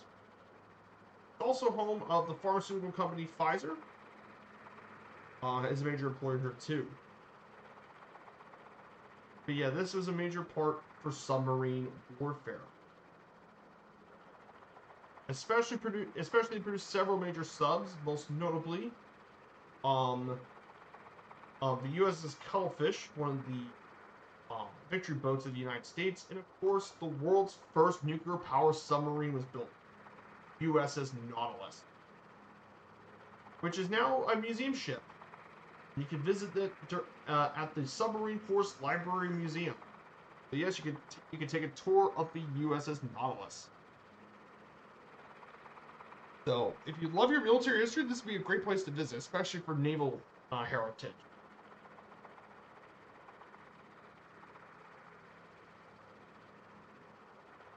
And I did actually get to visit inside of a submarine during my trip to the USS Alabama. We visited a submarine there. I believe it was actually the USS Drum. That's what it was. USS Drum submarine. Which was a Gatto class submarine. And she's still the oldest in her class still in existence. She was a very and she was actually the first to be completed and entered combat. Get to visit the old museum submarine, which is very cool. As well. So yeah, here's the website to the submarine museum. Is this website right? Getting you access to the USS Nautilus. Actually enter inside the sub. You can explore around the submarine. Really cool stuff. And it's the only submarine museum operated by the Navy, so how cool is that? Get to visit the old sub.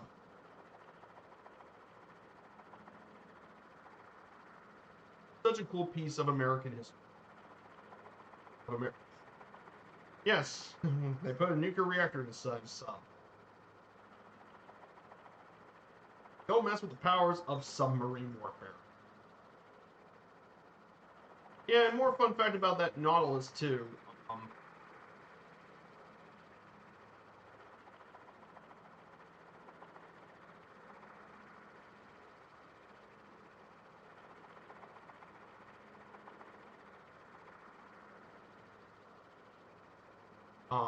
So this submarine was actually completed in 1955. It's part of the first nuclear-powered submarine. They wanted to build a nuclear submarine because they wanted to extend the operating range of a submarine. Plus, it also consumes no air and all that.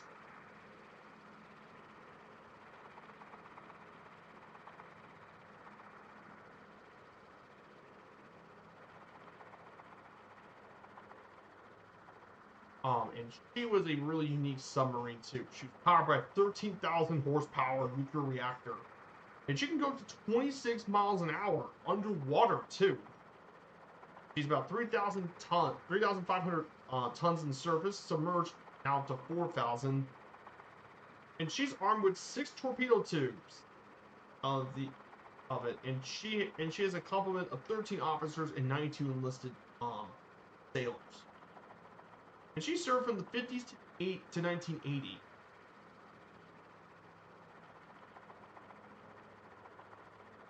It's such a cool submarine, and I'm glad they actually are. I'm glad it's a museum ship. This area is super cool. piece of old military history.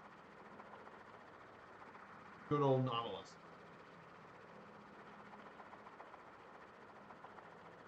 Of course, they built a lot more submarines. And of course, she was involved also in Operation Sunshine, which took the submarine from the west coast and made its way to the polar transit. They sailed to the North Pole.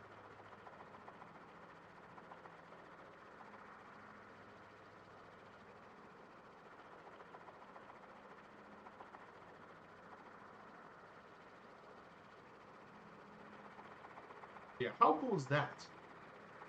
Again, she's produced one, and she was a nuclear attack submarine. Of course, this was before we had all the modern ballistic missile submarines. But yeah, she's a nuclear attack sub. Here is New London and Groton. Here's these two.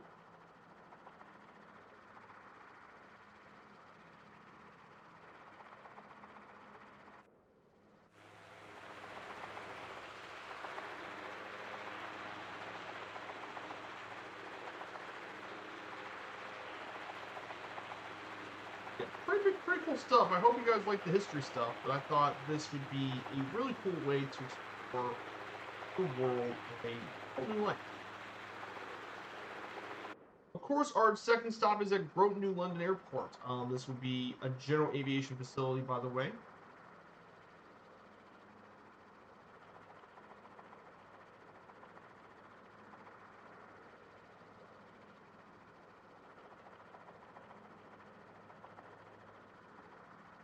This GA facility is actually located here.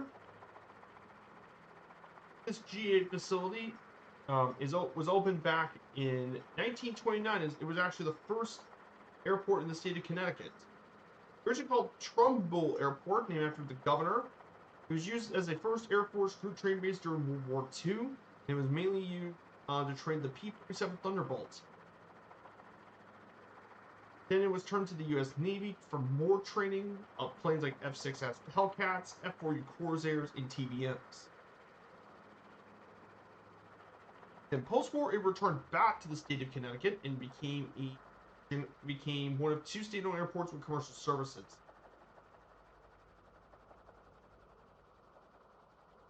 However, nowadays it became a GA airport as well.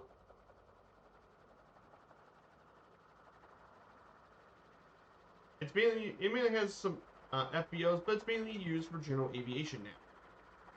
It hasn't had service since 2004 when U.S. Air ceased service to the airport. Yeah, that is New London.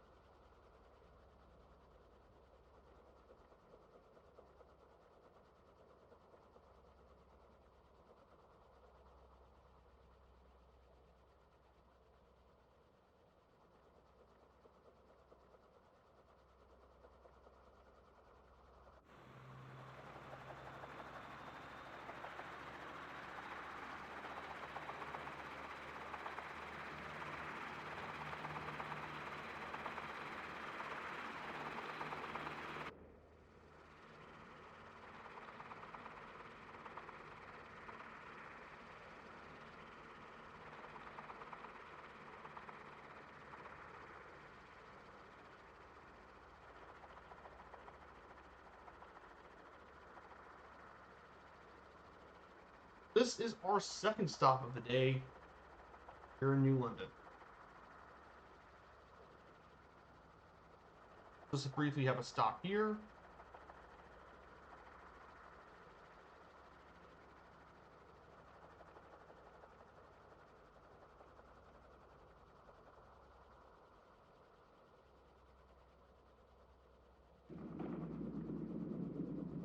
And we're done. Okay, that's like 2. Yeah, I do enjoy using this.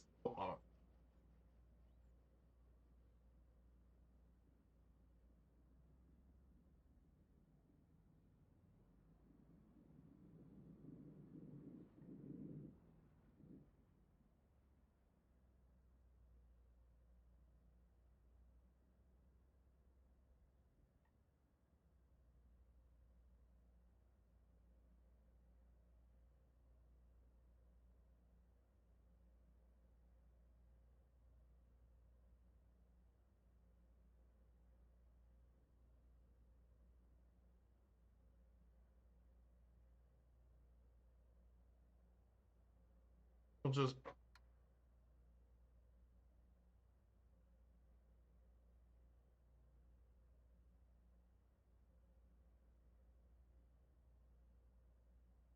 just stop here for just a minute. Preparing to take off here once again soon. We got one last leg left to go, and that is back to Hartford, which should take us around 40-something nautical miles. We'll fly around the. Oh. Yeah, I'm really enjoying this gyropile. This is a great little plane.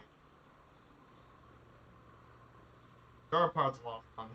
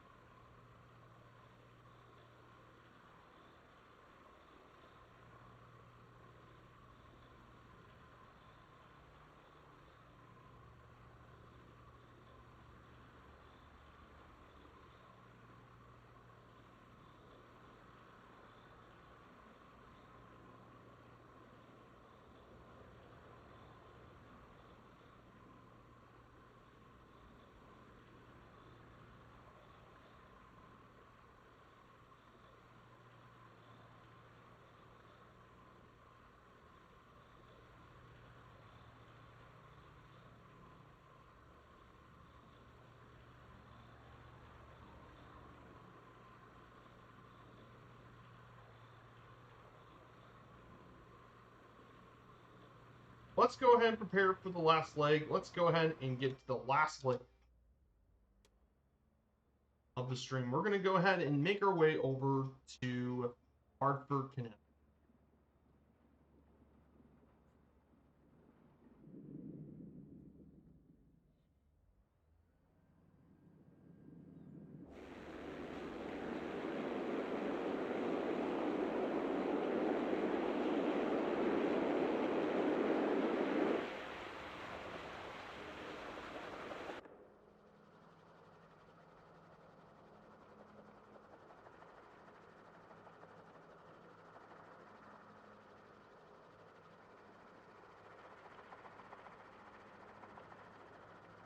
Guys, let's go ahead and fun.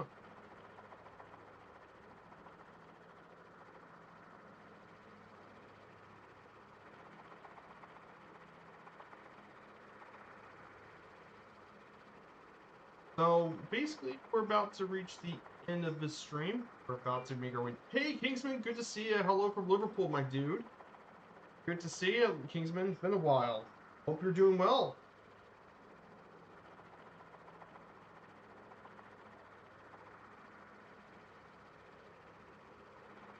We're in Connecticut today for our 50 States and 50 Stream series. We're in Connecticut now. We're gonna make our way over to Hartford.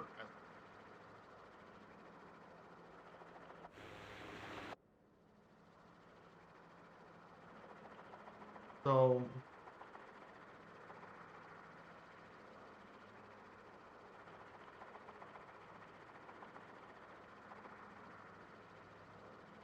yes, it's going pretty well at home. Had a nice basketball game last night. Got to visit a really cool basketball game. Watching the Pacers beat Indiana, my hometown Indiana Pacers win. That was a lot of fun. So let's go ahead and talk a little bit about Connecticut for a bit. Some state facts about our Constitution state, Connecticut. Some fun facts. Bristol, Connecticut, known also as the former ESPN headquarters, is the mum city because a lot of chrysanthemums are grown here in the city and sold to various states in Canada. So lots of mums are grown there. The first safety fuse was manufactured here in 1836 in the city of Simsbury. Also produced the first steel mill operating in the country in 1728. The seal of Connecticut actually came originally from England in 1639 and was originally the seal of Saybrook Colony, which is now Old Saybrook, Connecticut.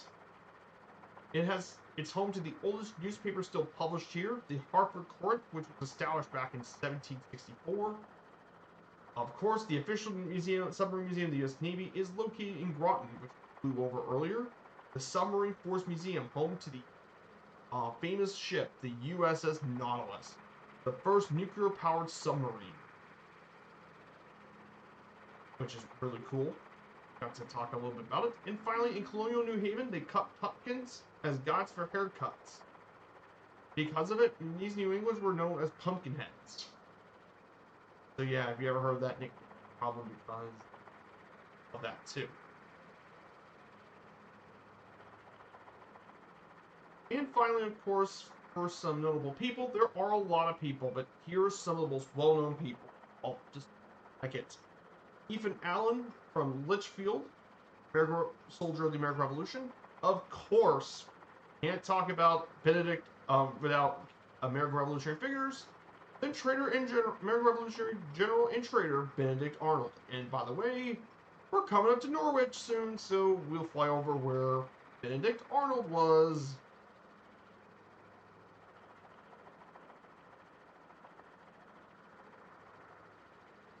We'll be flying there very shortly.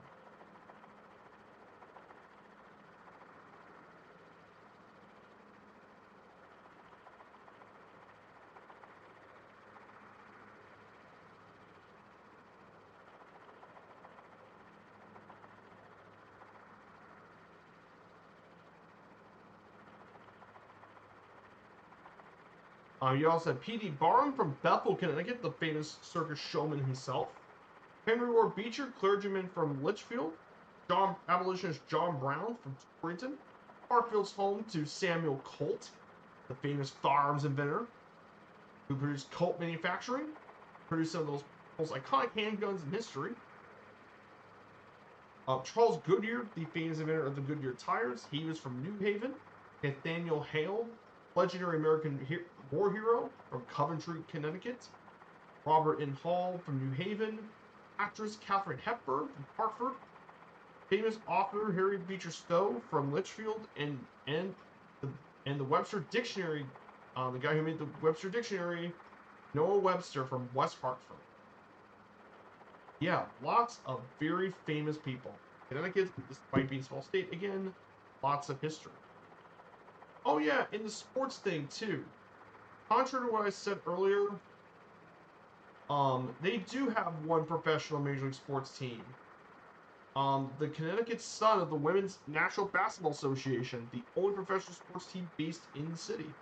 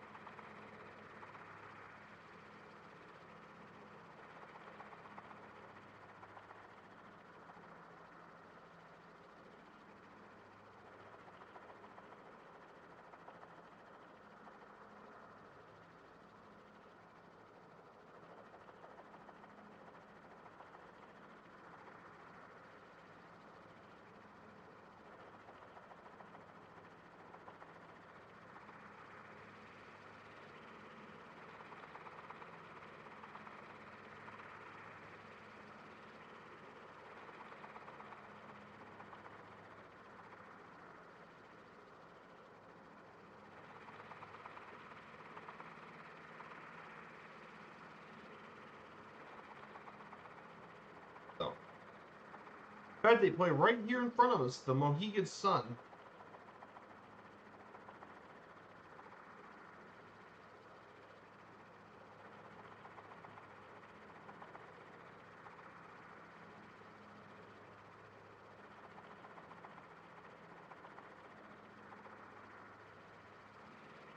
Oh yeah, and funnily enough, the professional team is actually named.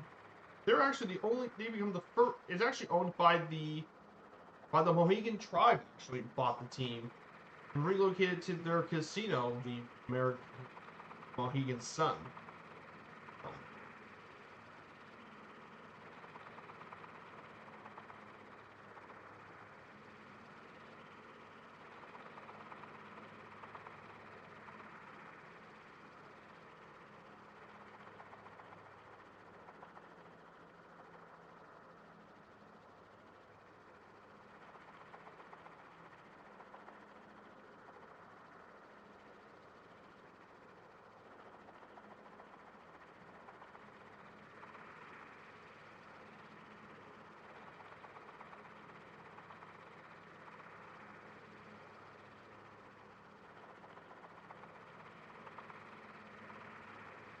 Okay, here's the Mohegan Sun Casino and Resort.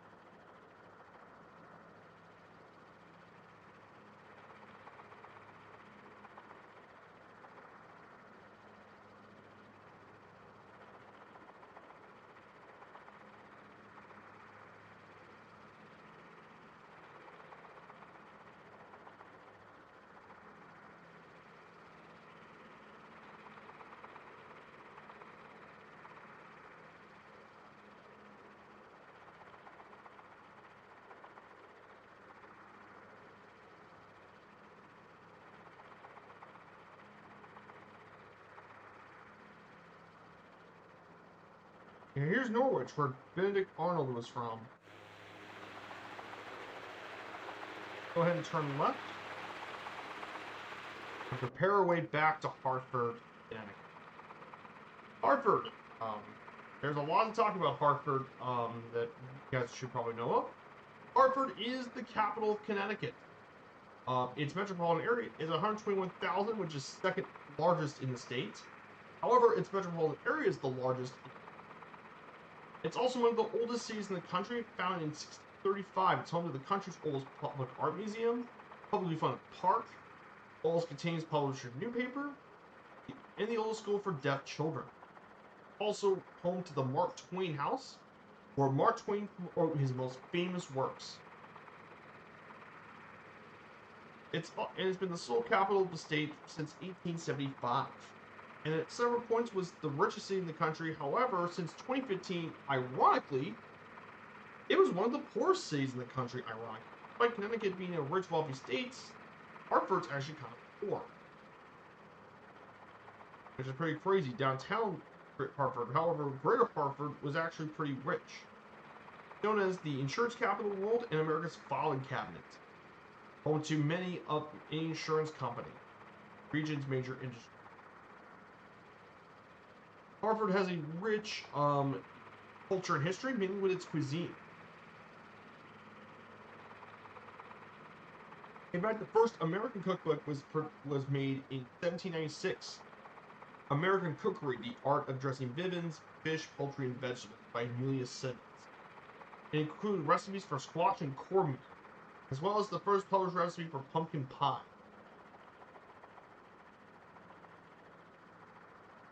A lot of it was brought by early settlers, and it's known as a pretty foodie destination. So, pretty cool stuff, and it's got several unique landmarks, including the Etna Building, which is the world's largest colonial revival building. The oldest historic site, the ancient burying ground. Many of its renowned residents and founders were buried here.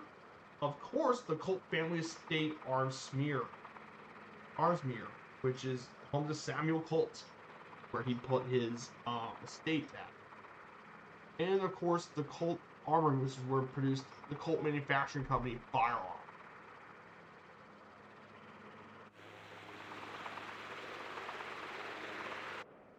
So, pretty cool stuff, the state capital, and more.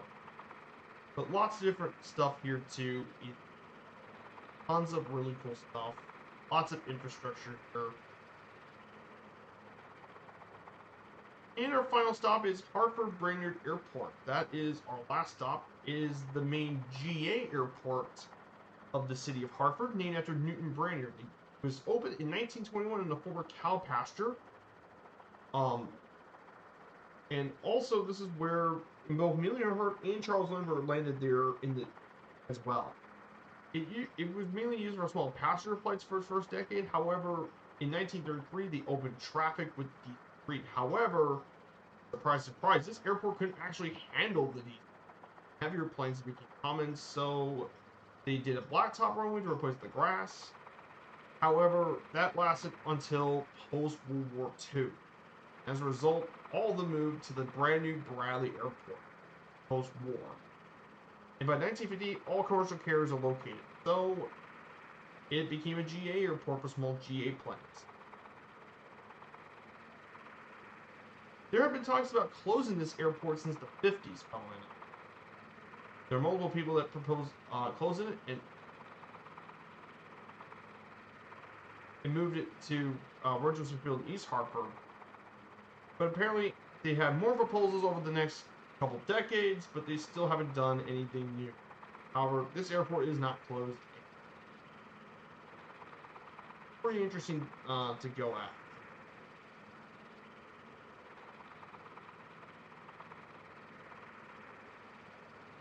So we'll continue on this way for another 28 miles.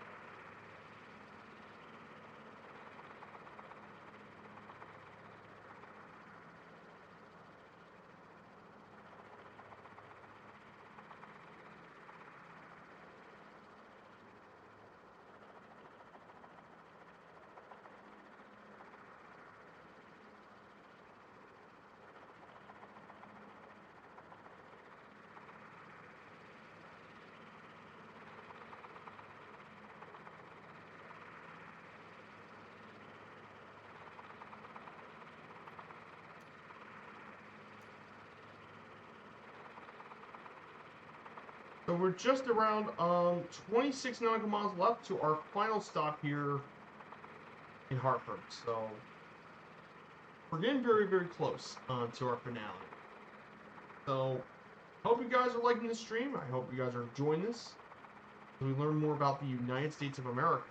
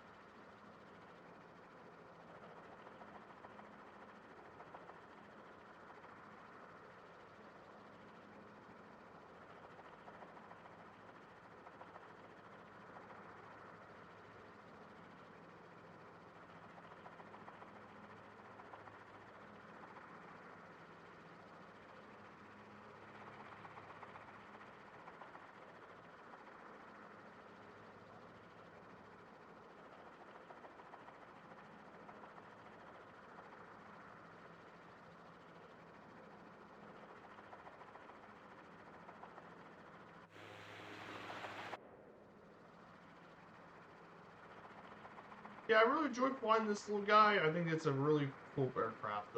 I like the aircraft.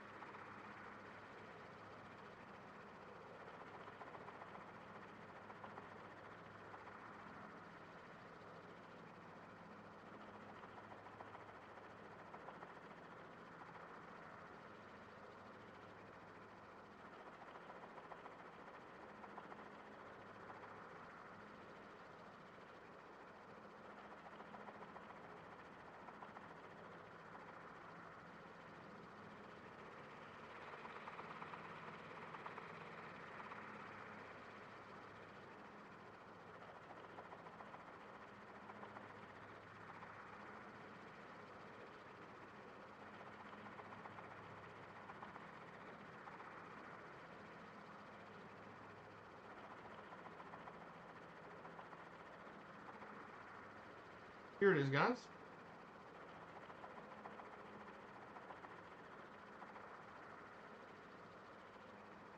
So, so basically, we're about here as well. So, in terms of other stuff going on, I know tomorrow for sports, for any of you guys who keep up sports, yes, we got the college football national championship tomorrow. Notre Dame versus Ohio State is tomorrow.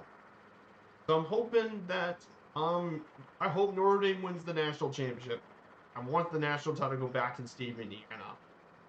Much as I know a lot of people don't like Notre Dame. They haven't won one since 1988. I'd like to see that championship go to the state of Indiana, just for state pride.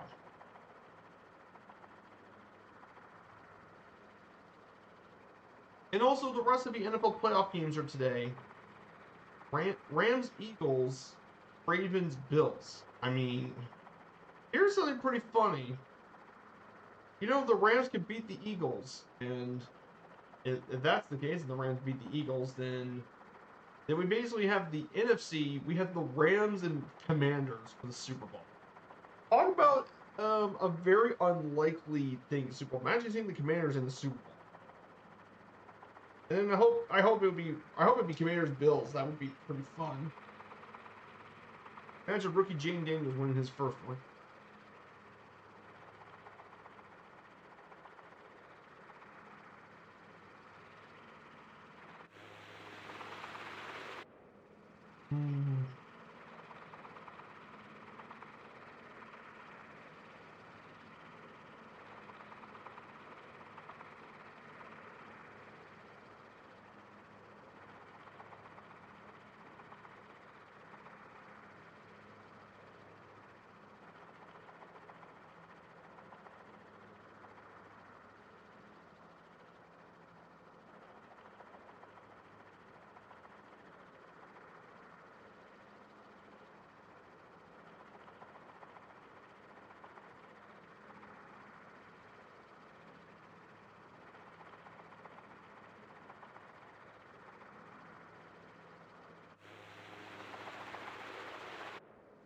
Yeah, it's kept pretty stable at 75 knots at 2,500.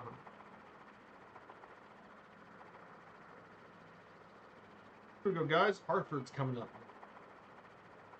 So, of course, one of the most famous businesses here in Hartford for us aviators is Pratt & Whitney. It was founded in 1925. It's now 100 years old. And it was founded by Frederick Brentlicher. He's an Ohio native. He used to be a former executive of Wright Aeronautical. However, he started his own business with Pratt & Whitney. And he named it after the Pratt & Whitney machine tool. And they provided the funding, and it became Pratt & Whitney. And they produced a lot of aircraft engines for both civilian and military aviation. And now it's the company with the second largest commercial engine manufacturer, with 35% of the market share. And they produce lots of engines. I mean, lots of them. They built the R1340 Wasp, their first engine. And the Wasp engine was so revolutionary that it changed American aviation forever. And it powered the aircraft of many aviation pioneers, including Wyatt Post, Amelia Earhart, and others. And they produced many more of the Wasp series of planes that was produced in the 20s, 30s, and 40s, from the original Wasp engine to the Wasp Junior for smaller planes, all the way to the modern double Wasp and Wasp Major engines that produce some of the most impressive military aircraft during the war. It was used to power the F-40 Corsair, F-6F Hellcat, A-47, B-26 Marauders, Douglas A-26 Invaders, the Black Widow. And it was even used during the Korean War too, as well as many civilian planes, especially the Douglas DC-6, were still being used.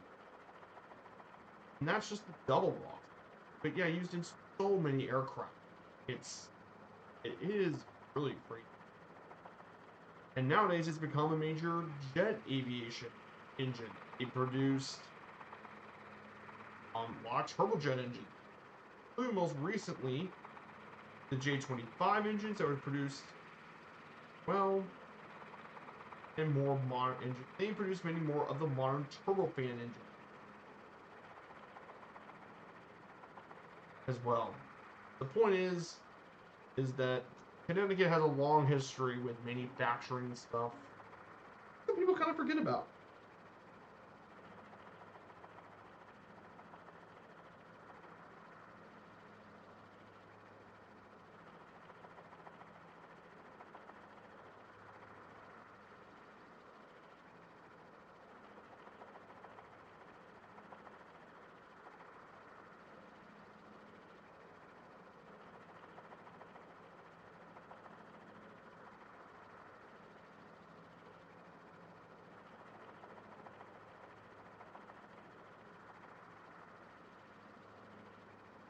Here we go, guys. Our Hartfield's in the distance, guys. So we'll return back to Hartford as well. I'm still also working on the national park stuff. I'm currently working on Glacier National Park.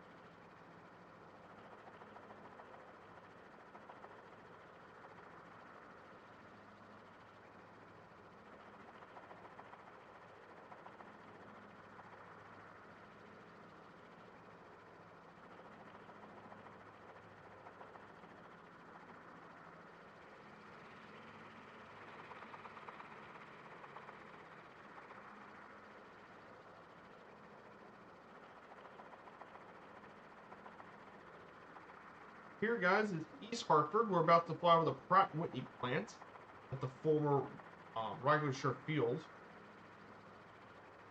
This is also, by the way, the area where football plays growing up at the University of Connecticut.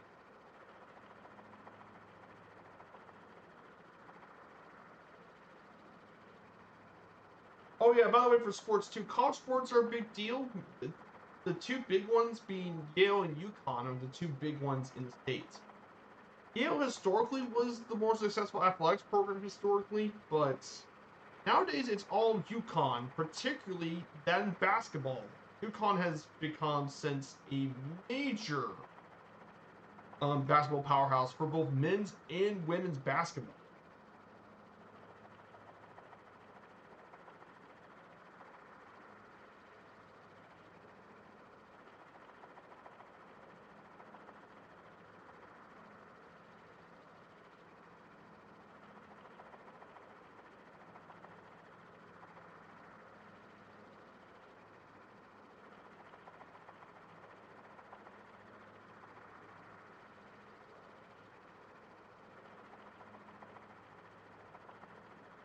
Particularly the most prestigious thing about UConn has been the women's team, led by the legendary head coach Gino Auriemma, they've won an insane 11 national championships, which is the most of any Division I basketball program ever. And they won 4 in a row, which is a women's record, plus 50 regular season conference championships. They even start 2 of the longest winning streaks of college basketball history. 111 wins. The longest was 111 straight wins. And Gino Auriemma is considered to be the greatest basketball coach, one of the greatest coaches ever. He's won 88% of all the games he's ever coached, which is unprecedented.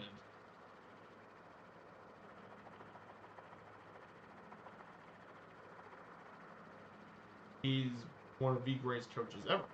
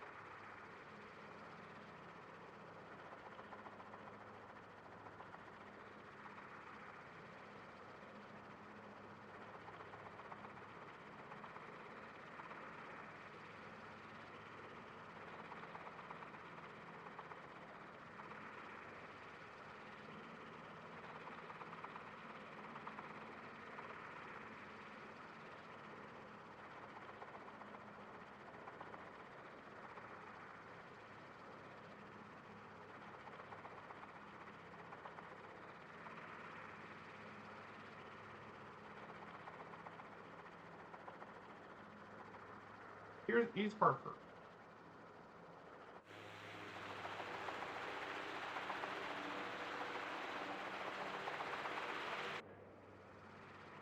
There's Rattlershire Field. There's downtown Hartford. There it is, guys. And back to Hartford. We're on this trip 2 hours ago, or 2.5 hours ago.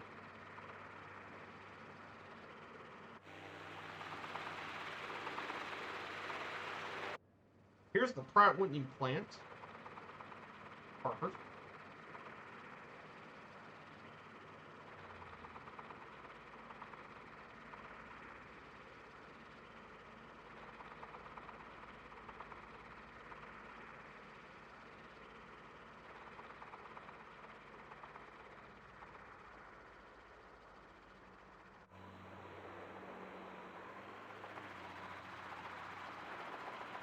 Oh, here we are, guys.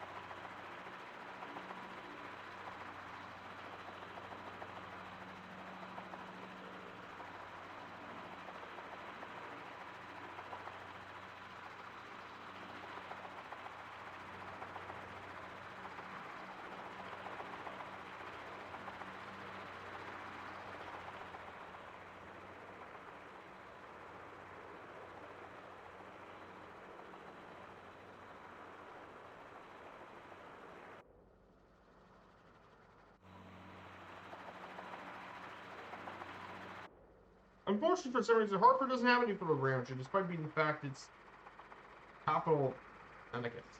I guess some of the smaller states don't really have anything, but still.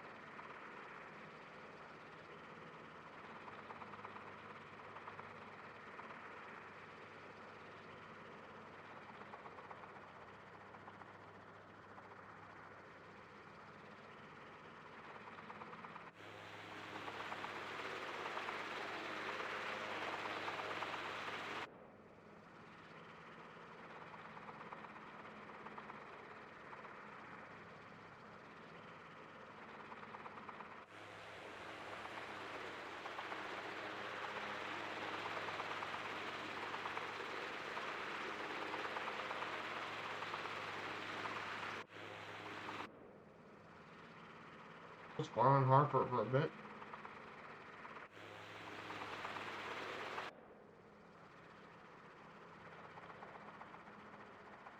That Hartford, for some reason, has no photogrammetry like some of the other capitals.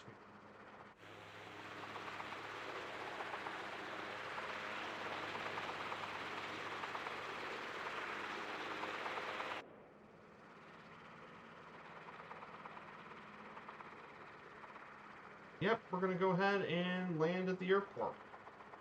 Runway 20 is where we're going to be landing. That will be where we wrap up the stream. Guys, we officially made our way to the end of our stream here in Connecticut.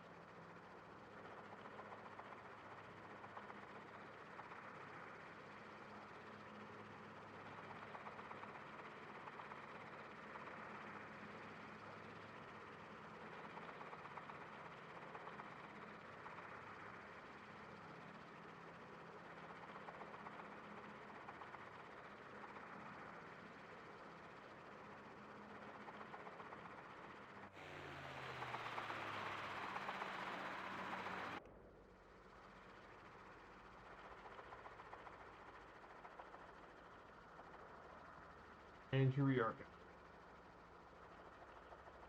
Welcome back to Hartford, everyone. Prepare for the final landing of the day.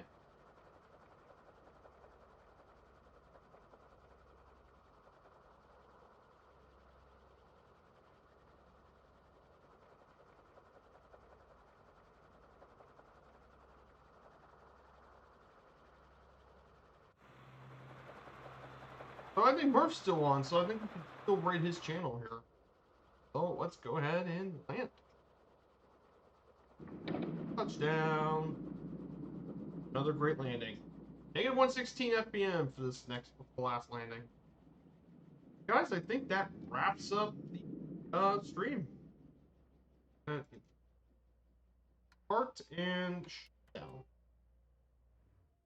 So that is it, everyone. We made our way back to Hartford, Connecticut, everyone. Guys, thank you all so much for coming here today. I hope you guys had a great rest of your weekend. We just got done with part 5. We completed 1/10 of our journey here for our stream. We will be returning back on Wednesday in Papua New Guinea. We'll be doing some flights there. So guys, take care everyone and have a great rest of your weekend, and we'll say hello to Murph. Goodbye everyone.